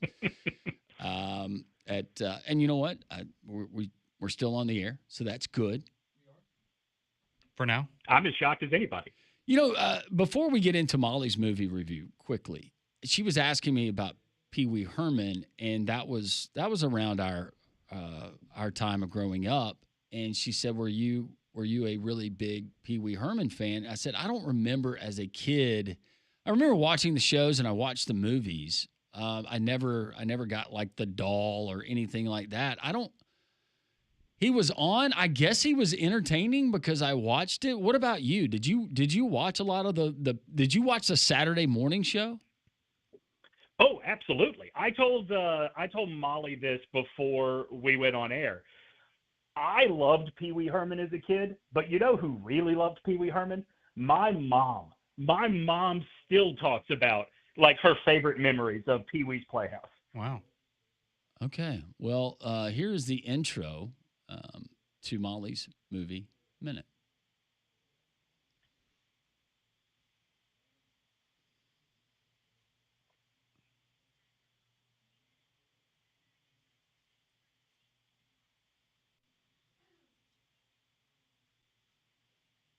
I always like that intro. It's very nice. It's so fun. It's very circus, like Pee Wee's Big Top. You know the Big Top Pee Wee? Yeah, Big Top Pee Wee. Or Pee Wee Goes to the Movies? See, this is the first Pee Wee anything I'd ever seen. I know you are, but what am I? Really? I know you are, but what am I? I'm Pee Wee. What's your name? Okay, so before we start this for Molly, tell everyone. So you watched Pee Wee's Big Adventure, but you also watched something else. I watched the documentary too on HBO, or what is it? HBO Max. Yeah, it doesn't whatever. matter. The name always changes. And it was funny. I was telling Conrad this morning. I didn't realize that it was a 2-part documentary until I started watching it. So obviously I watched both parts. I watched the movie clearly before the documentary, and if you haven't seen it, I recommend it's a great watch because the first part of the documentary is kind of like, you know, his childhood, his upbringing, his college years, how Pee Wee became Pee Wee, and then the second part is more of like how making the movies and really how Pee Wee became just this pop culture symbol of the 80s, and then, you know, everything that happened afterwards too in his later life. So it's really interesting, especially if you were a Pee Wee fan. I highly recommend the watch. Because I'll be honest, I had no idea. Because keep in mind, I'm a very different generation. I had no idea, and I was telling Demetri this too. I didn't know that he was I didn't know he was so big in pop culture until watching this. I mean, Pee Wee was a really big deal in the 80s. And I mean, maybe it's my youth, but I really had no idea. But well, one thing you gotta remember is just the time, right? Like Pee Wee on CBS on Saturday mornings was one of, I don't know what, Landrum, like if you're a kid, you probably only had 4 things you flipped between on Saturday morning. Yeah, that was definitely one. You had, I'm trying to think, what else? I mean, you always had the Jack Hanna. Yeah, and then around that time, that probably would have been before Fox started doing the Marvel cartoons. So you're probably talking like Muppet Babies, I guess, was the other big one. Yeah, Muppet Babies, and what was the oh my gosh, It's like Transformers around then, or was that later? Yeah, Transformers, and then their like obvious knockoff, the GoBots, was also on Saturday morning. Yeah, you had the wrestling cartoon that was on for a little while. Right. That would. And see, this is why I want to talk about this movie with you guys. Is that Pee Wee's Playhouse, at least down in Mobile on WKRG? Pee Wee's Playhouse would end, and immediately Saturday morning WWF Superstars would begin. Okay. That's a good lead in. It's quite a transition. it is, yeah. Okay, Molly. So in terms of, for just the movie, so you said you enjoyed the documentary, you felt you learned a lot from it. your initial thoughts on the movie, because I'll say this, because I'd never seen it before either, and I told you I would watch it if you were going to watch it, since Pat had made it seem like it was going to be this horrible movie. I was not a huge fan of it, but the beginning of the movie, I was really not into it, but it got better for me as I went along. So how did you feel, I guess, in that regard? I totally agree with that, because again, I didn't really know what I was getting myself into, which happens with most of the movies you guys make me watch. And I quickly realized kind of within like the first 15, 20, 30 minutes of the movie was, okay, I really have to watch this from the perspective of like, I'm a 6-year-old. Because, you know, watching it when you're a kid, and then I eventually learned that he was, you know, it was a big time kids show in the 80s. So I really had to think like, okay, like if I'm 6-year-old, 7-year-old Molly watching this, how would this make me feel? And I'll be honest, like I actually really enjoyed it. Again, kind of in the beginning, I didn't love it, but then as the story went on, and you know, spoiler if you haven't seen it, but you know, his bike gets stolen, he goes all the way to the Alamo, and you know, there were so many laughable moments, like tell him Large Marge sent ya. Like just so many funny little quirks about this movie that like made it, I thought, really enjoyable.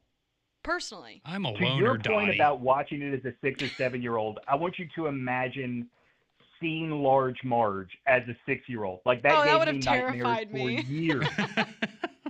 That would have terrified me, because I get scared really easily, Demetri. So I guess the Yeah, villain same in the here. movie would have been Francis, and I'm going to say this: I was confused as to whether Francis was a guy or a girl early on. You mean Anybody when else? you were a kid? Anybody else? I had that confusion. Yeah. I did not. Okay. The part where he's I did not. talking to Dottie, I'm in Texas. What? And they start singing Deep in the Heart of Texas. And he's just holding the phone out at like the bus station. That cracked me up. And like the whole bar scene where he's doing his tequila dance, and he goes break dance, and he's breaking all the bottles. Like it was It's enjoyable. random. Yeah, it's just really random it's really humor. random. Yeah. Yeah, but like that's Yeah, what I say we that's kill what him made and it then so we eat him. fun. A wonderful line. Yes. I'm gonna start a paper I was route right now. telling Molly before we got going, there was this punk band in the 90s called the Get Up Kids. Shout out student radio at the University of Alabama, WVUA is why I've heard of them. They had a minor hit called I'm a Loner, Dottie, a Rebel. Really? And That's awesome. I was like 30 before it clicked in my head why it was called that. That's awesome. That's fantastic. So ultimately, okay, well, so let me ask you this. So you watched the movie and then the documentary. Mm-hmm. After watching everything, did it change how you viewed the movie at all? Not really. Okay. I mean, I wouldn't say so. And I mean, like, watching the movie, honestly, I think after the documentary, just seeing, like, how big he was in the 80s, and I felt this way watching the movie, but, like, it kind of gave me a sense of nostalgia. Like, it made me feel like a kid again. And that was what I thought was really fun about it. Demetri, here's some trivia, because you've seen all of the Pee Wee stuff. Do you remember the type of sandwich that Pee Wee Herman absolutely despised? Was it liver and onions? It was egg salad. Egg salad. Well, he's right.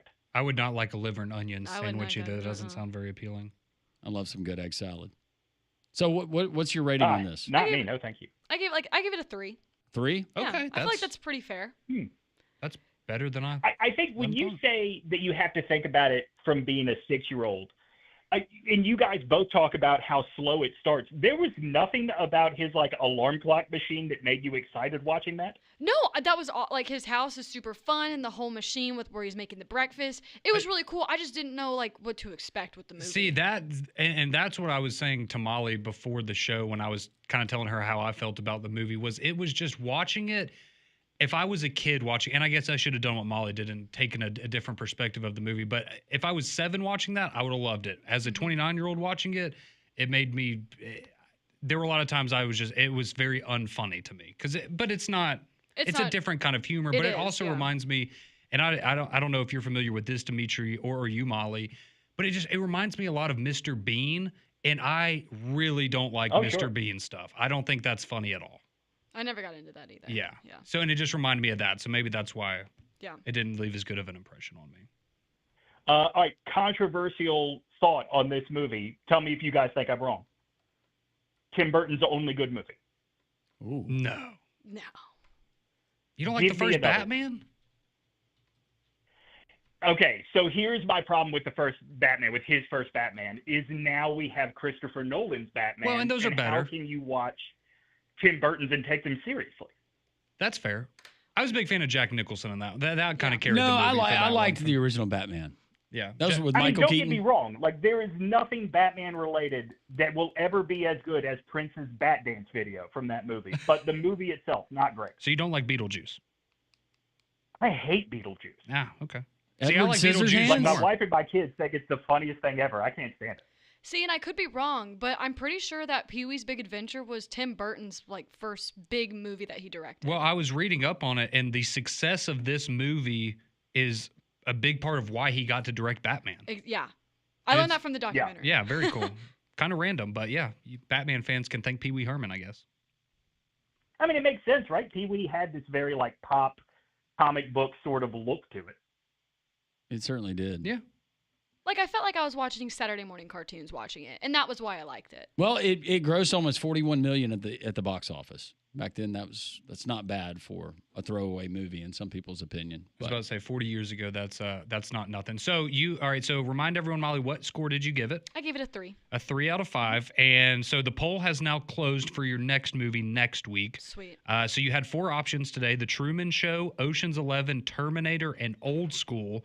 And winning pretty convincingly was Old School with 41% of the vote. So a Will Ferrell classic, in my opinion, will be on the docket for you next week. I'm looking forward to it. Should be great. Demetri, we always appreciate it. Thanks for staying over with us. Oh, I always enjoy it. Not only spending time with you, but talking about Pee-wee. Right up my alley on a Friday. Demetri Ravanos, always a pleasure, and we will talk to you next week. All right, gang. Talk to you all then. See you. Demetri Ravanos joining us. As all of our guests do on the Higginbotham Hotline, you deserve solutions that are built for you. Higginbotham is your one-source solution for insurance, financial, and HR services.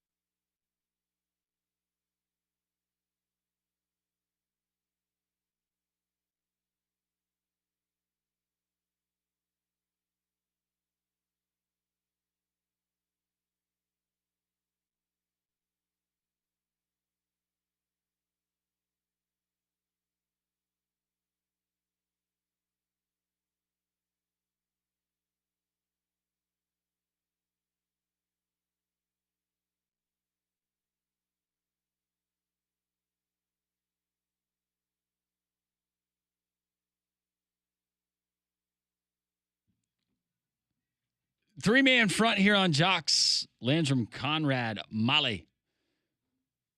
Just a reminder, we're going to be live from SEC Media Days beginning Monday, 6 a.m. Conrad gets us kicked off live from Atlanta. And throughout the week, you will not miss anything. So keep it tuned right here to Jox, three-man front. You got Mac and Cube. You've got Conrad and friends leading things off in the morning. And then, of course, we will be putting out different videos. You can find all of those there at Jox TV, courtesy of our friends at YouTube. I'm going to see how many SEC Network contributors' toothbrushes that I can use at Media Days. That's going to be my challenge. Is there one personality that you would pick to use their toothbrush over anybody else's? Yes, and it's Greg, because Greg has been more disgusted about the toothbrush thing than anybody else up here. Greg won't look me in the eyes. That's hard to believe. He is. Because I was pretty disgusted. He is distancing himself from me in the hallway. He will say hey to me, but only within.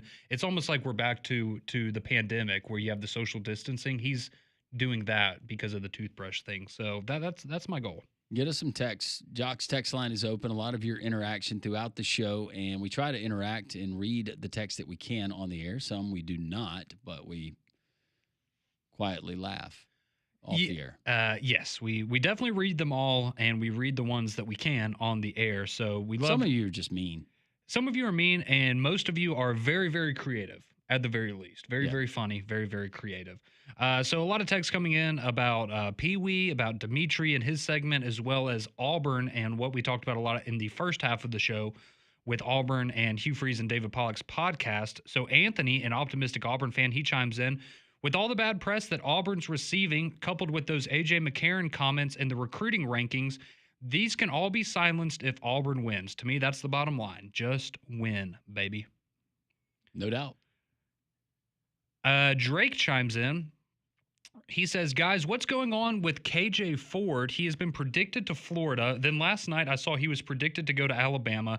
Now he's been predicted to be back with the Florida Gators. What is going on with this guy? So if you remember our conversation yesterday with Rodney Orr, this was a guy that he mentioned. He's a 4-star edge rusher who Alabama feels really, really good about. There was a lot of buzz last night online that he was going to land at Alabama, but Florida had been viewed as kind of the favorite for him for a while. Then it flipped to Alabama, now back to Florida. We'll find out at 7:30 tonight. That's when he's going to announce his commitment. But it seems pretty up in the air, and certainly like a guy that maybe his recruitment will not end today, but would be a good get for Florida, Alabama, or whoever else could pick up a commitment from him this afternoon. Jerry from Hayden, Uncle Jerry, he chimes in. He says, Hugh Sleaze would make for a great television evangelist. He's just as crooked as Joel Osteen. Roll Tide. No. It's not very nice, Uncle Jerry. Someone else chiming in, talking about disgusting bets. When I was in high school, a couple guys in my class would eat dead flies out of the windowsill for $5. Would you do that? No. You wouldn't do that? I had For to check. $5? Well, How much money would you do it for? You got to account for inflation. He one said fly? back when I was in high school. One dead fly? Yeah, just one. $225 and 2 beers. That is my new baseline for anything that I How do. much to eat a roach? Oh no. There's no price limit. No. No, that's one for me that would legitimately like $10,000. Is it Higher. texture? It's The everything. crunch. Ugh. I hate roaches. I just don't like bugs. They're disgusting. It's got the creamy filling. Oh, Landrum. Yeah, it does. Thank Ugh. you. And it is a little past lunchtime, hopefully, for everybody that's listening right now. Yeah. Yeah, not great. Thank you, Michael. I cannot read that one. That's very entertaining, though. Smokey from Jasper says, Conrad, maybe you can get Roll Tide Willie's toothbrush next week. You know what? I think that's one that I would probably not want to borrow. Does he have all his teeth? I don't know.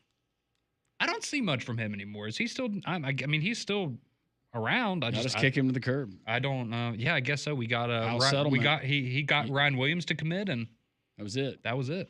Yeah, I don't see him hanging out with Drewski anymore either. So I don't know what's going on there with Roll Tide Willie, but I will certainly not be using his toothbrush. But Something that we have and Molly has put together for us is we love college football rivalries, especially here, of course, the Iron Bowl. And we spend a lot of time, what's the best rivalry in college football? How about what's the best name for a rivalry in college football? Molly will give us her list next.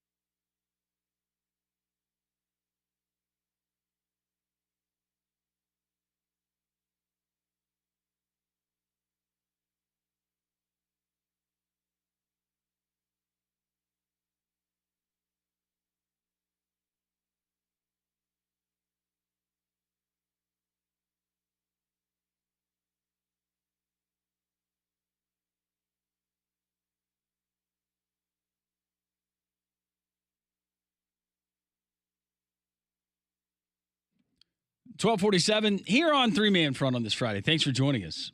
Best rivalry names. Molly Robinson has them ranked. You agree? Disagree? That should be a fun discussion as we get closer to the start of college football season. What is it today? Is it 42 days? I should know. 42? Sounds good. Yeah, sounds really good. Close enough. You know what else sounds good this afternoon? Hot day like this, get you some Mystic Beverage. It's made right there in Blount County, Alabama, and you can find them at your local Piggly Wiggly. It's sparkling water infused with various cannabinoids. I go with the Lift Blend, and that has got the green coffee bean extract. In addition to the CBG and the CBD, but the green coffee bean extract is going to give you that pick-me-up, especially late in the day and not leave you feeling queasy, like you want to jump out of your skin.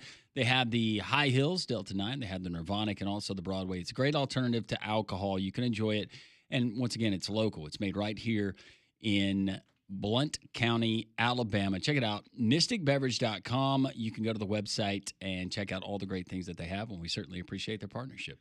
So the wonderful Molly Robinson has collected a list of not the best college football rivalries, but the best names of college football rivalries, Molly. And I think, as we would expect, a number of them come from the SEC and teams that we're familiar with around here. So why don't you dive into the best rivalry names in college football? Yes, this is a list I found. It's The Athletic. They rank the top 25 names. But what I'm going to do is I'm going to go from 25 to like 10, but just name the SEC ones because that's probably what most of our listeners care about.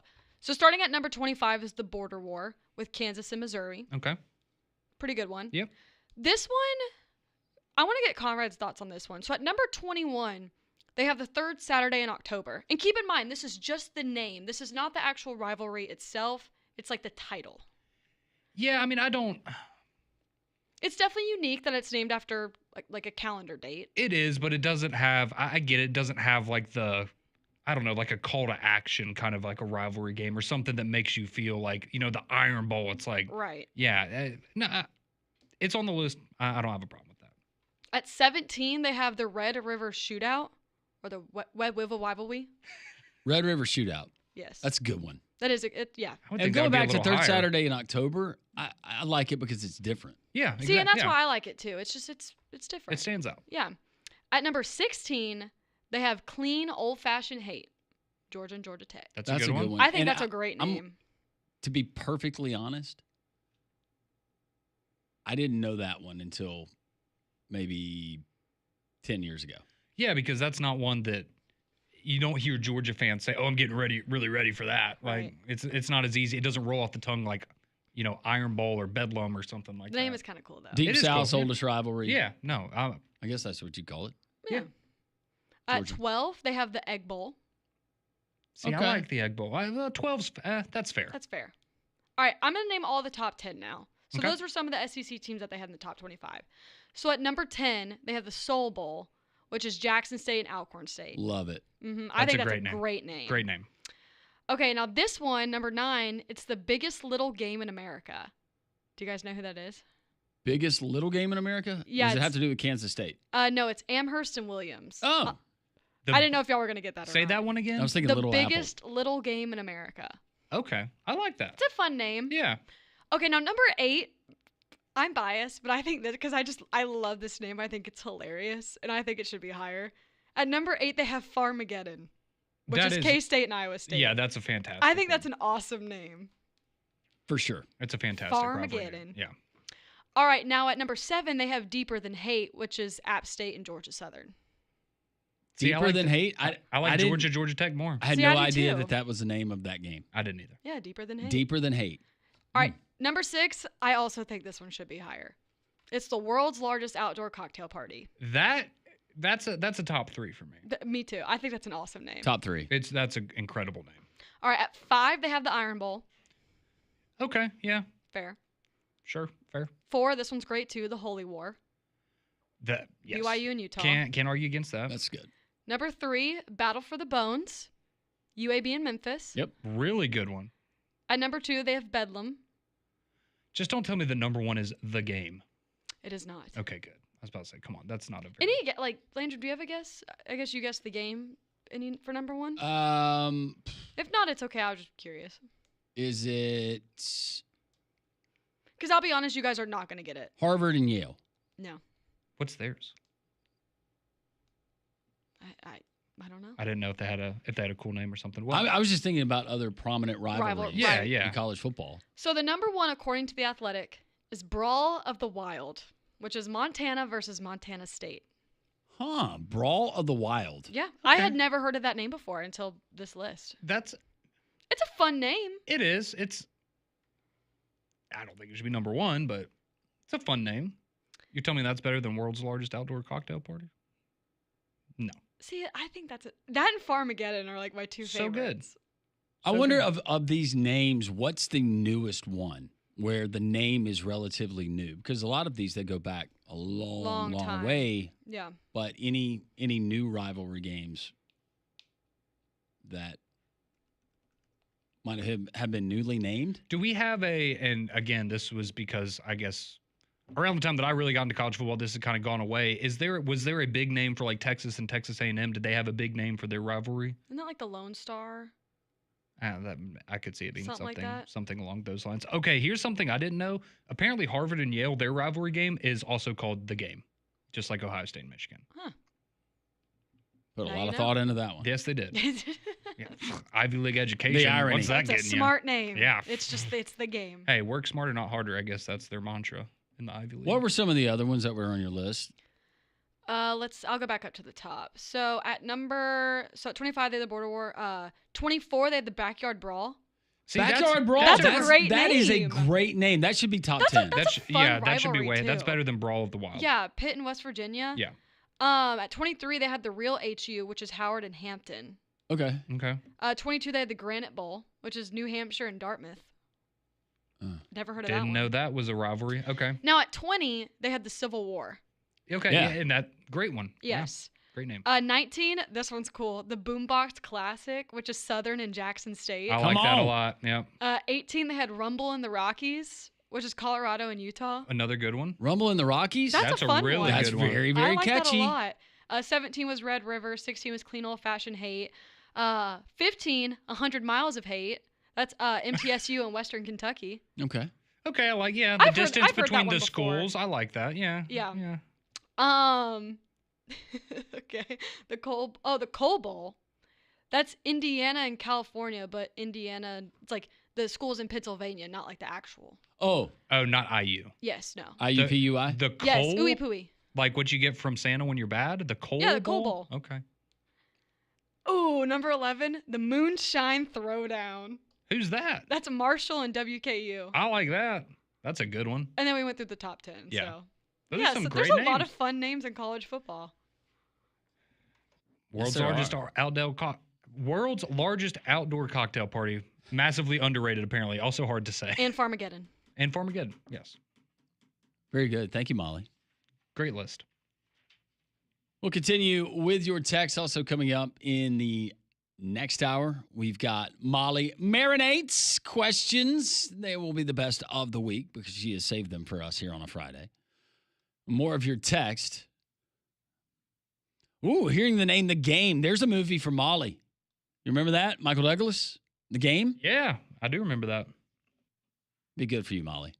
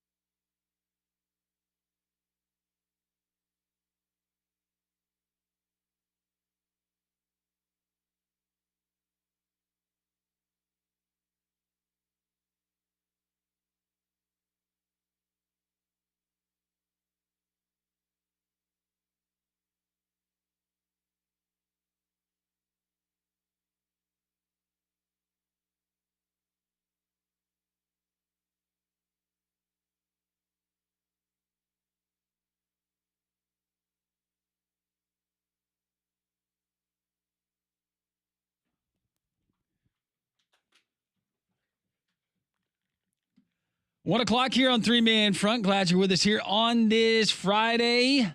We appreciate Wimp Sanderson, Demetri Ravanos joining us. All of that found at the Three Man Front podcast, at the number Three Man Front there on Twitter. And Demetri, very interesting. He actually stayed for extra time. We did 2 segments with him.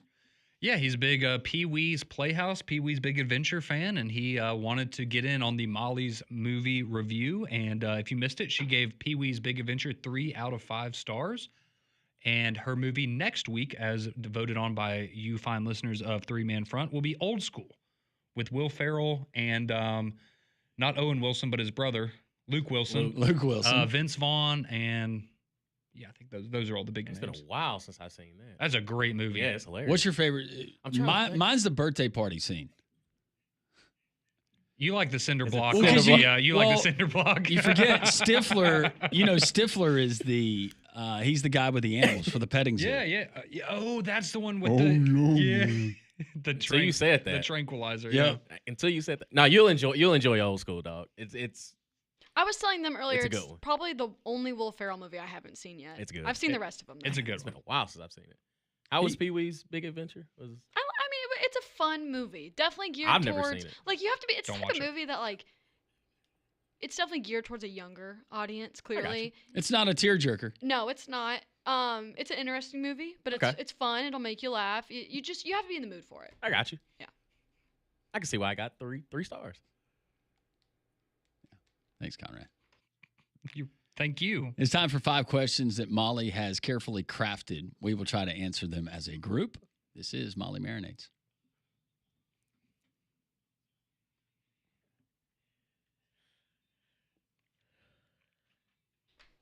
Molly Marinates. And of course, Molly Marinates / Pat Ponders is always brought to you by courtesy GMC Out and Trustful. All right, question number 1.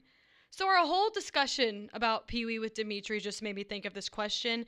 And kind of hearing Demetri talk about this and just, after I watched the movie, reading online what people that grew up in the 80s had to say about Pee-wee, a lot of it kind of see it as, it was a big part of my childhood, and every once in a while in my adulthood, I'll rewatch it just to kind of relive some of those childhood memories. So that got me thinking, do any one of y'all have like a TV show or a movie from your childhood that you still enjoy today, that you kind of reminisce with, watch when you're bored, that sort of thing?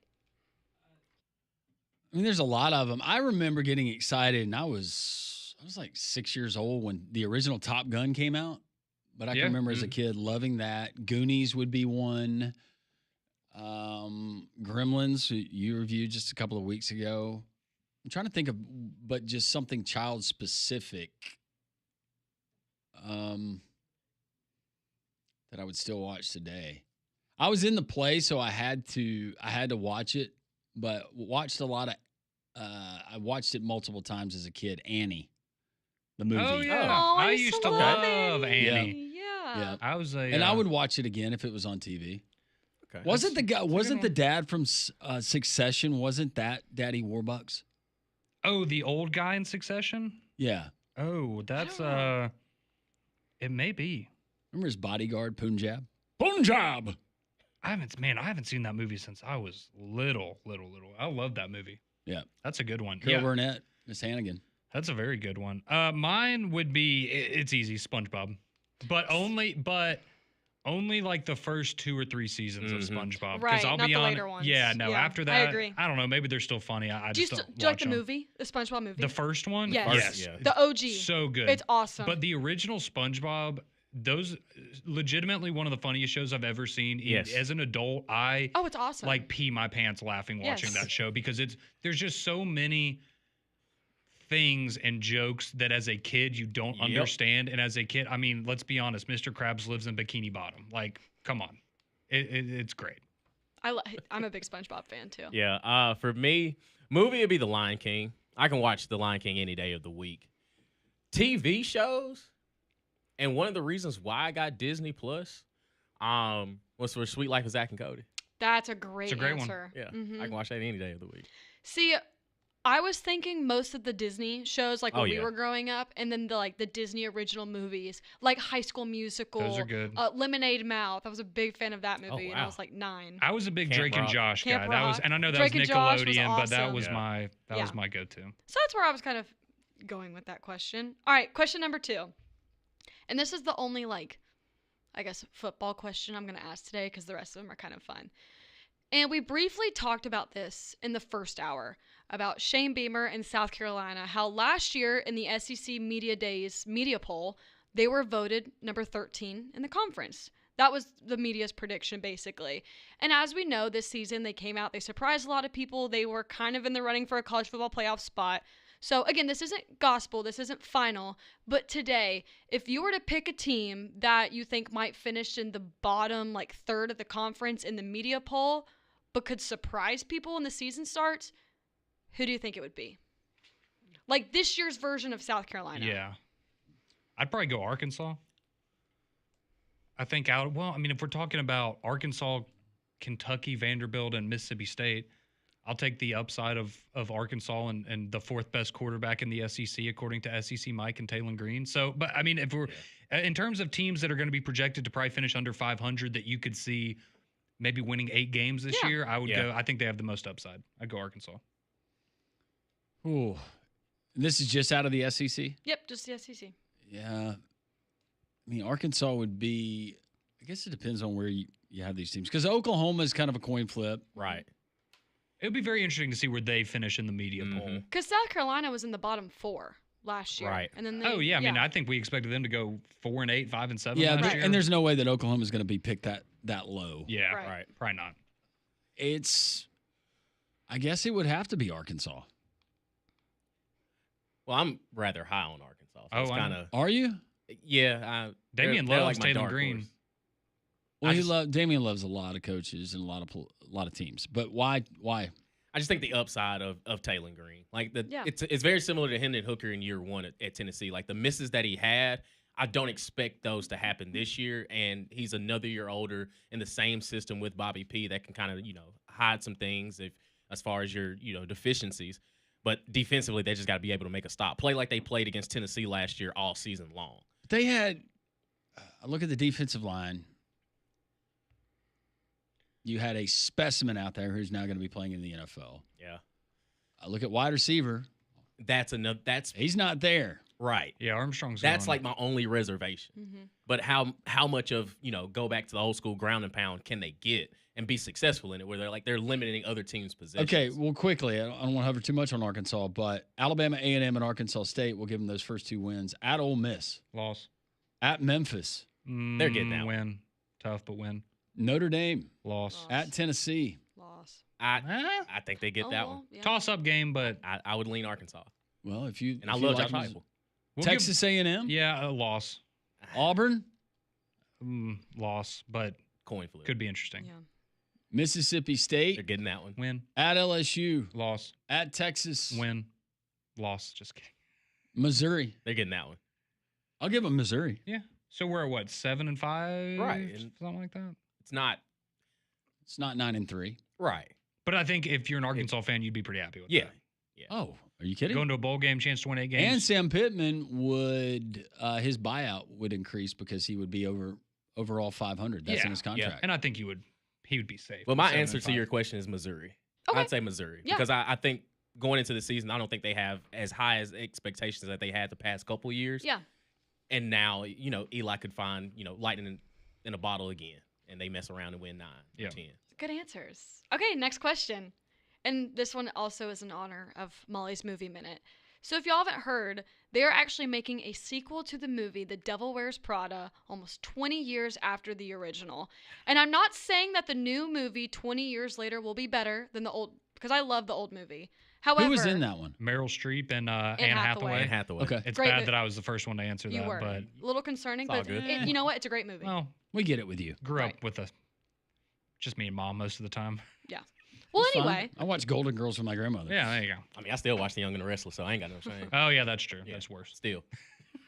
I'm not saying that the new movie 20 years later will be better, but in your opinion, is there a movie franchise where you feel like the sequel is actually better than the original? Because this kind of goes back to our childhood, in my opinion, and I think Damien will agree with this. High School Musical 2 and 3 are way better than the first one. Yeah. And I would say High School Musical 2 is the best Disney original Yes, movie. like this, in my opinion, the sequels are better than the original movie. So I have two that come to mind, and it's kind of funny because they're the same director, actually. And these are kind of older.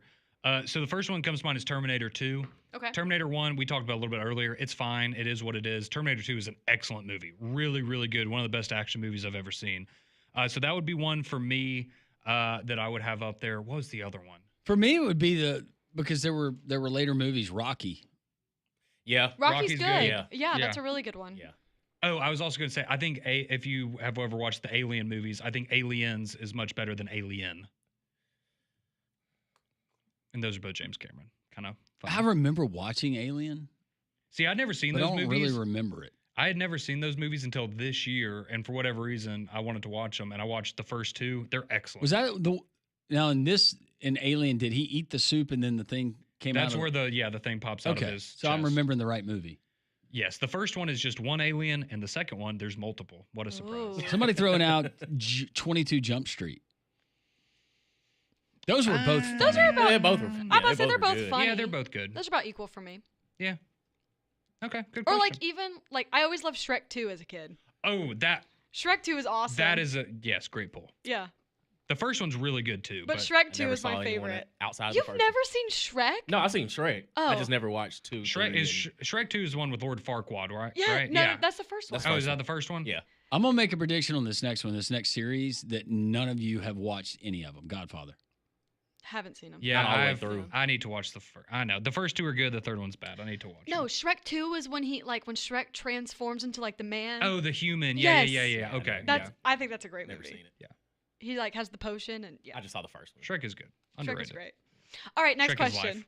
So earlier in the week we were talking a little bit about concerts. And, I was saying, what my first concert was. So I asked if you could go back in time and see any deceased artist or band play live, who would you pick? Ooh.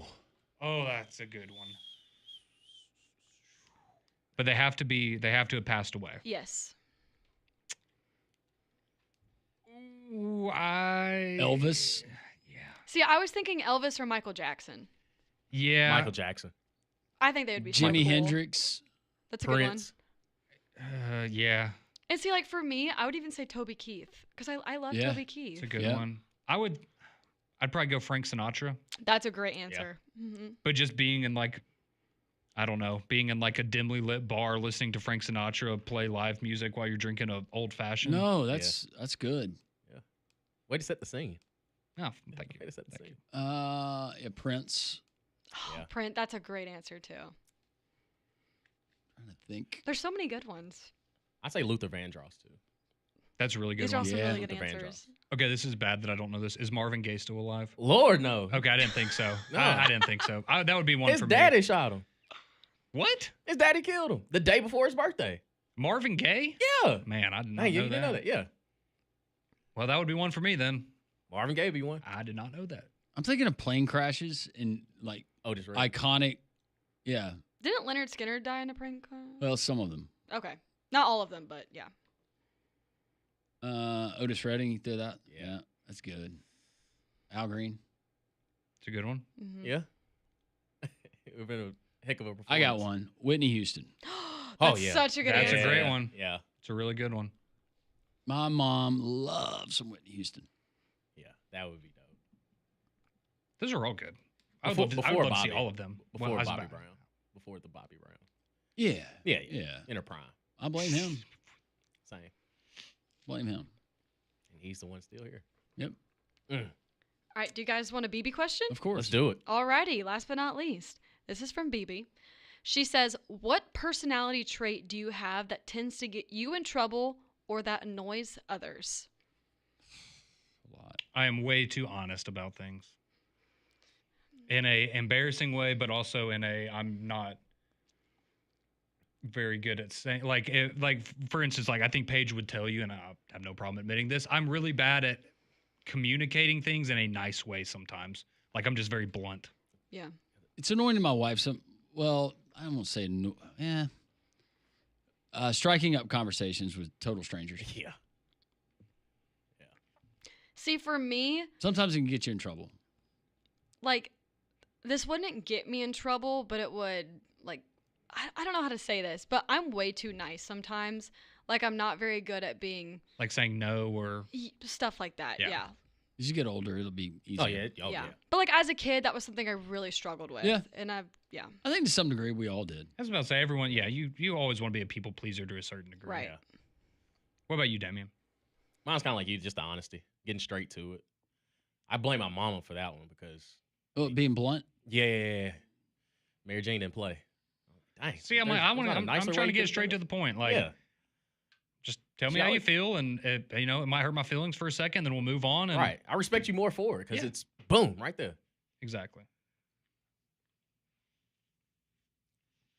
There are more, but you just asked for one.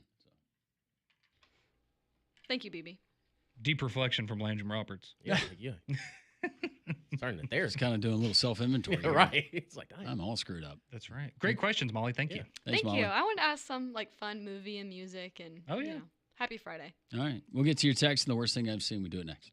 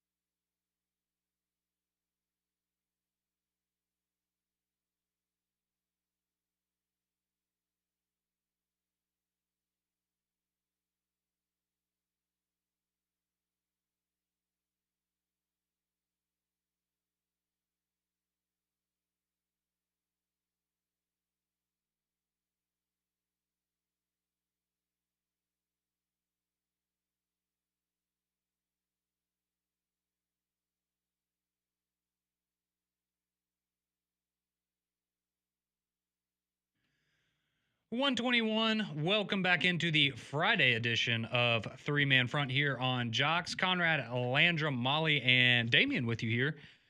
As we send you off into your weekend, about to get to your text here coming up in just a moment after a fantastic Molly Marinades segment, but did quickly want to bring your attention to something going on at Rickwood Field tomorrow. So they are having a sports card and memorabilia show tomorrow at Rickwood Field from 9 a.m. until 4 p.m.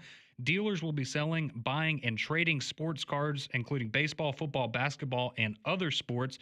They're also going to be hosting a 17 and under perfect game national baseball tournament with 3 big games being played throughout the day tomorrow. It's free admission for all who attend, and that is tomorrow at Rickwood Field from 9 until 4. Well, Diamonds Direct is the place for life's most meaningful moments. They have exceptional service and quality that stands the test of time. Their team is committed to building long-term relationships with you. They're not just trying to make a sale. They take the time to understand your needs for now and in the future. And when you are ready to upgrade your diamond, you'll receive up to 110% off your original purchase price towards your brand new selection. And that's a signature perk that sets them apart. That's 110% off your original price. They also offer free cleanings and polishings, ring sizings, and routine repairs. So go check them out. They're located in the Cahaba Village in Mountain Brook. They have deep roots in the community going back nearly 2 decades now. They're also proud sponsors of both Alabama and Auburn, and of course, the Birmingham Barons. Well, 205-834-9450. That's how you get on the courtesy GMC text line. And Landrum, we have a number of texts. Speaking of that, our buddy Rusty Hendricks, who plays guitar in Confederate Railroad. Yeah. He just texted, and he said, you guys sound great from Sioux Falls, South Dakota. Hey. I've been there. Looky there. The home of Kalen DeBoer. Let's go. Yeah. Roll Tide. Kalen DeBoer's college baseball average. Oh, it was batting average crazy. still stupid. I think he hit played over, baseball too? Oh, yeah. Yeah, didn't he have like 500 or something? Yeah, he hit over 500. Yeah. No, he was crazy good. Oh. Yeah. Chose to coach a little football. Mm-hmm. Okay. Shout out to Coach DeBoer. Oh, he a real athlete. Because he played receiver in college too, didn't he? I think so, yeah. Yeah. That sounds right. Oh, so he a real athlete. Yeah. Shout out to Coach DeBoer. He was good. I just put this together a second ago because I mentioned it earlier with the All-Star game. Like, how cool would it be if Aaron Judge just randomly decided he wanted to come by 3-man front while we were on the air from 10 to 2 next Monday, Tuesday, Wednesday, and Thursday in Atlanta, in case he's listening to the show. But I just realized. You would definitely use his toothbrush. Absolutely. I'll use his floss too. You would drink his bath water. Whatever he nasty. Whatever he needs. He is. He's super nasty. If he's going to keep hitting 360, I'll do what I need to do to help him out. But on that Fire Festival, aren't you? Yeah, that's right. But he played college baseball at Fresno State, where Kalen DeBoer was a coach for a while. So maybe they're buddies. And that, just saying. Aaron, if you're listening, just saying. Going back to a artist who's no longer with us, or a group that you would love to hear if you were able to. Live in concert. This one coming out, Conrad, the other Conrad, right? It said Van Halen, 1984. The band died when Eddie died. Okay. Yeah, okay. I think he was saying Conrad Van Halen. Was he? Maybe. I don't know. That'd be a cooler name than Van Order. It would. I'm just kidding. I like my last name. It's a good one. I got called Van Helsing a lot growing up. I think that's like a vampire hunters. I don't know. It's a movie or something. I don't know. That's what people called me. Fat Joe says, I've seen every High School Musical multiple times. My kids are 27 and 25. I've hosted High School Musical parties for my kids. So I've seen each one multiple times. The original is far the best. No. The other two are really good, but the original is definitely the best. See, I think the third one. I love the third movie. I never saw the third one. I like the second one. The second one is the best. I remember being 9 years old and being so excited to go see the High School Musical 3 in the movie theater. That's where it lost. See, that's where it lost it for me. Yeah, I didn't go see them theaters. That's where it lost See, for me. that was my childhood. I remember Zac Efron. The first High School Musical came out while I was on a trip at Disney World, it was like crazy. The biggest deal ever. ever. It was insane. Yeah. That movie's almost 20 years old. Isn't that crazy? Yeah, when you say it out loud, yes. Yeah. Artist no longer with us, Freddie Mercury. Yep. That's a really really That's good a one. really good one. Corey says Chuck Berry. Chuck. Yep. It's a good one.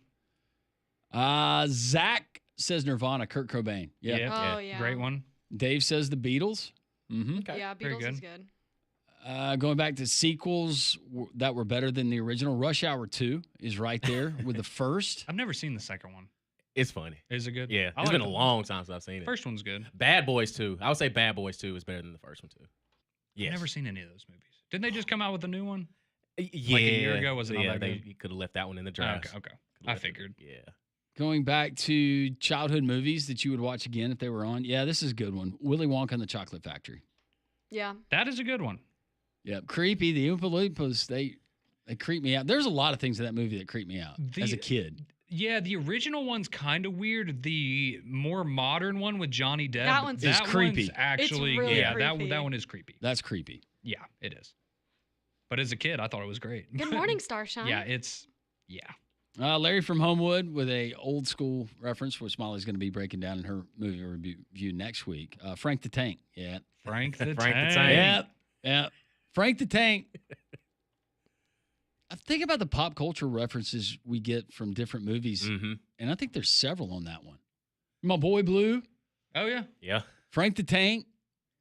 I've used it was like the same scene when he's talking about going to Bed Bath and Beyond or whatever. I don't know if there's going to be time. And then Oh, he yeah. decides he's going to We're going streaking. go streaking. Think about how many social media or pop culture references we get from just that movie. Oh yeah. It's When great. did that movie come out?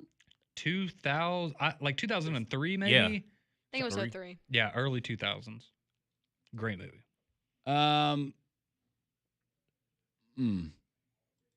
Mike in Huntsville says he knows a boy who ate dog poo for a skateboard. Huh? Okay. Just for a skateboard? See, and I have a question. Like, are we talking a whole turd or like just I mean, seriously, like Conrad. I'm being serious. Are we talking like a whole like Doesn't matter. it Doesn't matter. a little bit? I mean, I'm not saying that it makes it better one way or the other, but So you're doing like the It's- Squidward and Krabby Patty. well, and You're it's- thinking about it. No, I'm not thinking that I would do it, but I'm No, just you're thinking a dollar. You're thinking a dollar amount right now. no, I'm not. That's wild, dog. But I'm just saying, if it's like a little pellet versus a full, like that's a big difference. Stop Like it. he needs Stop context it. with it. Stop it. Stop it. Like he needs context with it. Like, was it the whole one? Are you not? I mean, you're telling me that doesn't make a difference in your mind at all? No. No. Just from a curiosity standpoint. No. if nothing else. No. I'm really glad our boss walked by right now. That was a wrong with great this time man? for our boss to walk by. Andrew throws out another good pop culture reference to old school. So gross. You're so gross. Vince Vaughn telling his son earmuffs. That's a good one. That's another one. That is a good one. Somebody rolls in with Back to the Future Part 2 is better than the first. They're See, I like all of those movies. yeah, Right. They're, Like, they're they're all all good. good. I was about to say there's very few series or trilogies where you're like, oh, these were all good movies, but that's one of them. Well, and even I was thinking like Harry Potter. I never got into Harry Potter. I still can't get over you and the dog. The dog. dude. Yeah, it is that's- kind of that's like It was diabolical. It wasn't a well if it's only this pay me X number of dollars. It was just general curiosity of what that It's poor the boy same went through. thing. It's not though. okay. Well, just it's like different form. but okay, but if someone tells you, "Hey, I ate a cockroach for $10," does it not make a difference if it's one versus a dozen? Would that not make you even more? I thought we were all wondering the same thing. No. I'm Pizza sorry. Larry going back to rivalry games. He said Harvard versus Yale, the name of the rivalry should be We Were Great 100 years ago. That would be great. I'm sorry, everybody. Yeah. It's all good, bro. It's all That's good. good. I didn't know I was going to derail everything. like You've that. had a hell of a week, man. You have had a heck of a week. I've had a great week. I feel great. It's going to be the weekend. Go hang out with McLaren tomorrow. Go No, to that'd be Atlanta on fun. Sunday. Yeah. Then we're going to have a great time being Yep. bunk buddies. It's going to be, oh, man. This next week's going to be great. Conrad's gonna be Landrum, I'm like, so sorry. my key card doesn't work. Why? It's funny because I think 2 weeks ago, people were telling me, oh, you're rooming with Landrum. Right. I'm sorry you're rooming with Landrum. And now everybody's going to Landrum. Hey, I'm sorry you're rooming with Conrad. So it's switched. Why would they be sorry? I am Damien. Hey, you were a great roommate. Wonderful. Yeah. Act like a grown up in there. Yeah. I'm going Keep to be a things grown up. keep things tidy. Yeah, that's great. And like I only saw Landrum maybe 2 hours the whole time I was there. Yeah. Well, that's Yeah, like you know, That's more on busy. Damien. You he were goes to busy. bed at 7:30. For the You were record, busy. that's more on Damien and not me. I was just wondering if he was there. Like, oh yeah, he is. I like to have my dinner around 4:30 in the afternoon. We Watch a have little Wheel of Fortune. We have a response from Mike, by the way. If Do you're we? just curious about, well, yeah, I didn't know if any. Oh, he said it was one. Yeah. Back to the dog. Yeah, that's pretty bad. The skateboard. That's rough. Hopefully, it wasn't a big dog. Not that it matters, but maybe it does to Conrad. The worst thing I've seen. Next.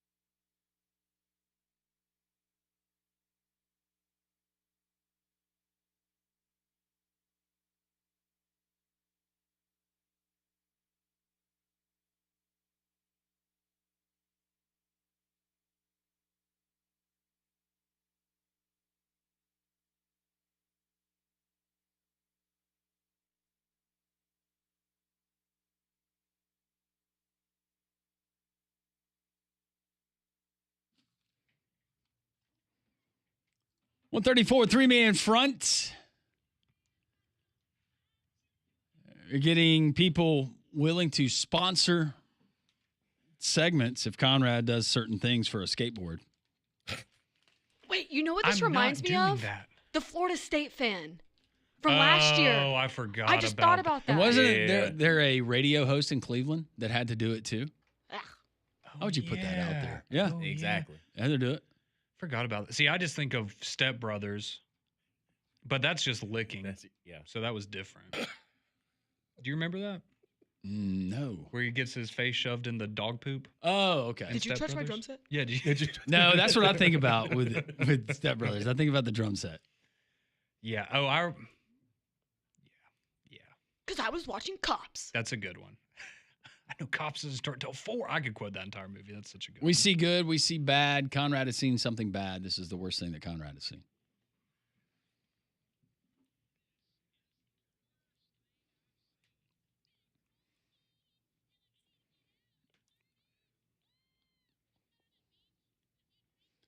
By the way, guys. Oh, no.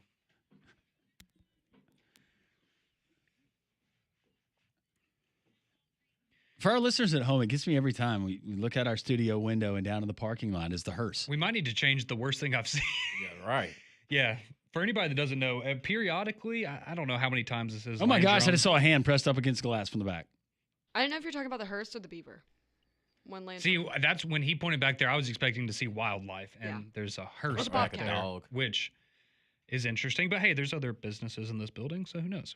But anyways, to the worst thing that I've seen, and the story we had actually planned to use. So we're going to take you back to yesterday. So this was, or was this actually earlier today? But this was at the last Baltimore Orioles baseball game. And, you know, before the game, they have somebody come out and sing the national anthem. And they had a Baltimore-based artist by the name of Dan Deacon sing the national anthem. And Molly, please let our fine listeners hear a taste of what that sounded like.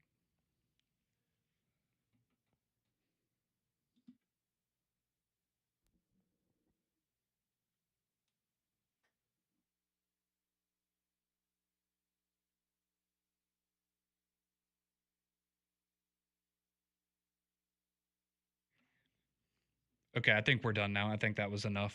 Thank you, Molly. Yeah, that's Those poor Oriole fans that had to sit through that. yeah, and if you not a big surprise, I don't think, but if you went on social media, the fans made it very clear that they did not appreciate that. They found it disrespectful, and they I don't know if do I not want that to be done ever again. I don't know. He was I don't using know an if I- auto-tune mic, by the way, if you're wondering why. I don't know if I sounded find like it that. totally disrespectful. Just doesn't sound good. It No. was terrible. It was terrible. There's no other way to put it. You're telling me there's not one other person in that city or the surrounding area that you could find that could Anyone. perform the national anthem? I'm right there with you. You can bring somebody out that plays the sax, or I don't know. Could you do it with a drum line? You're telling me Probably there's not so. another Baltimore-based artist that wouldn't sing in with Here's an auto-tune idea. mic like that. Kids are out for summer. How about a youth choir? There you go. Exactly. That would have been much better than that. So that's the worst thing I've seen. Sorry, any Orioles fans out there that had to experience that. But yeah, that was certainly not great for their national anthem. But that is the worst thing that I've seen. The final one for this week. Who knows what we will have next week for you in Atlanta as we broadcast live from SEC Media Days. More three-man front coming up next.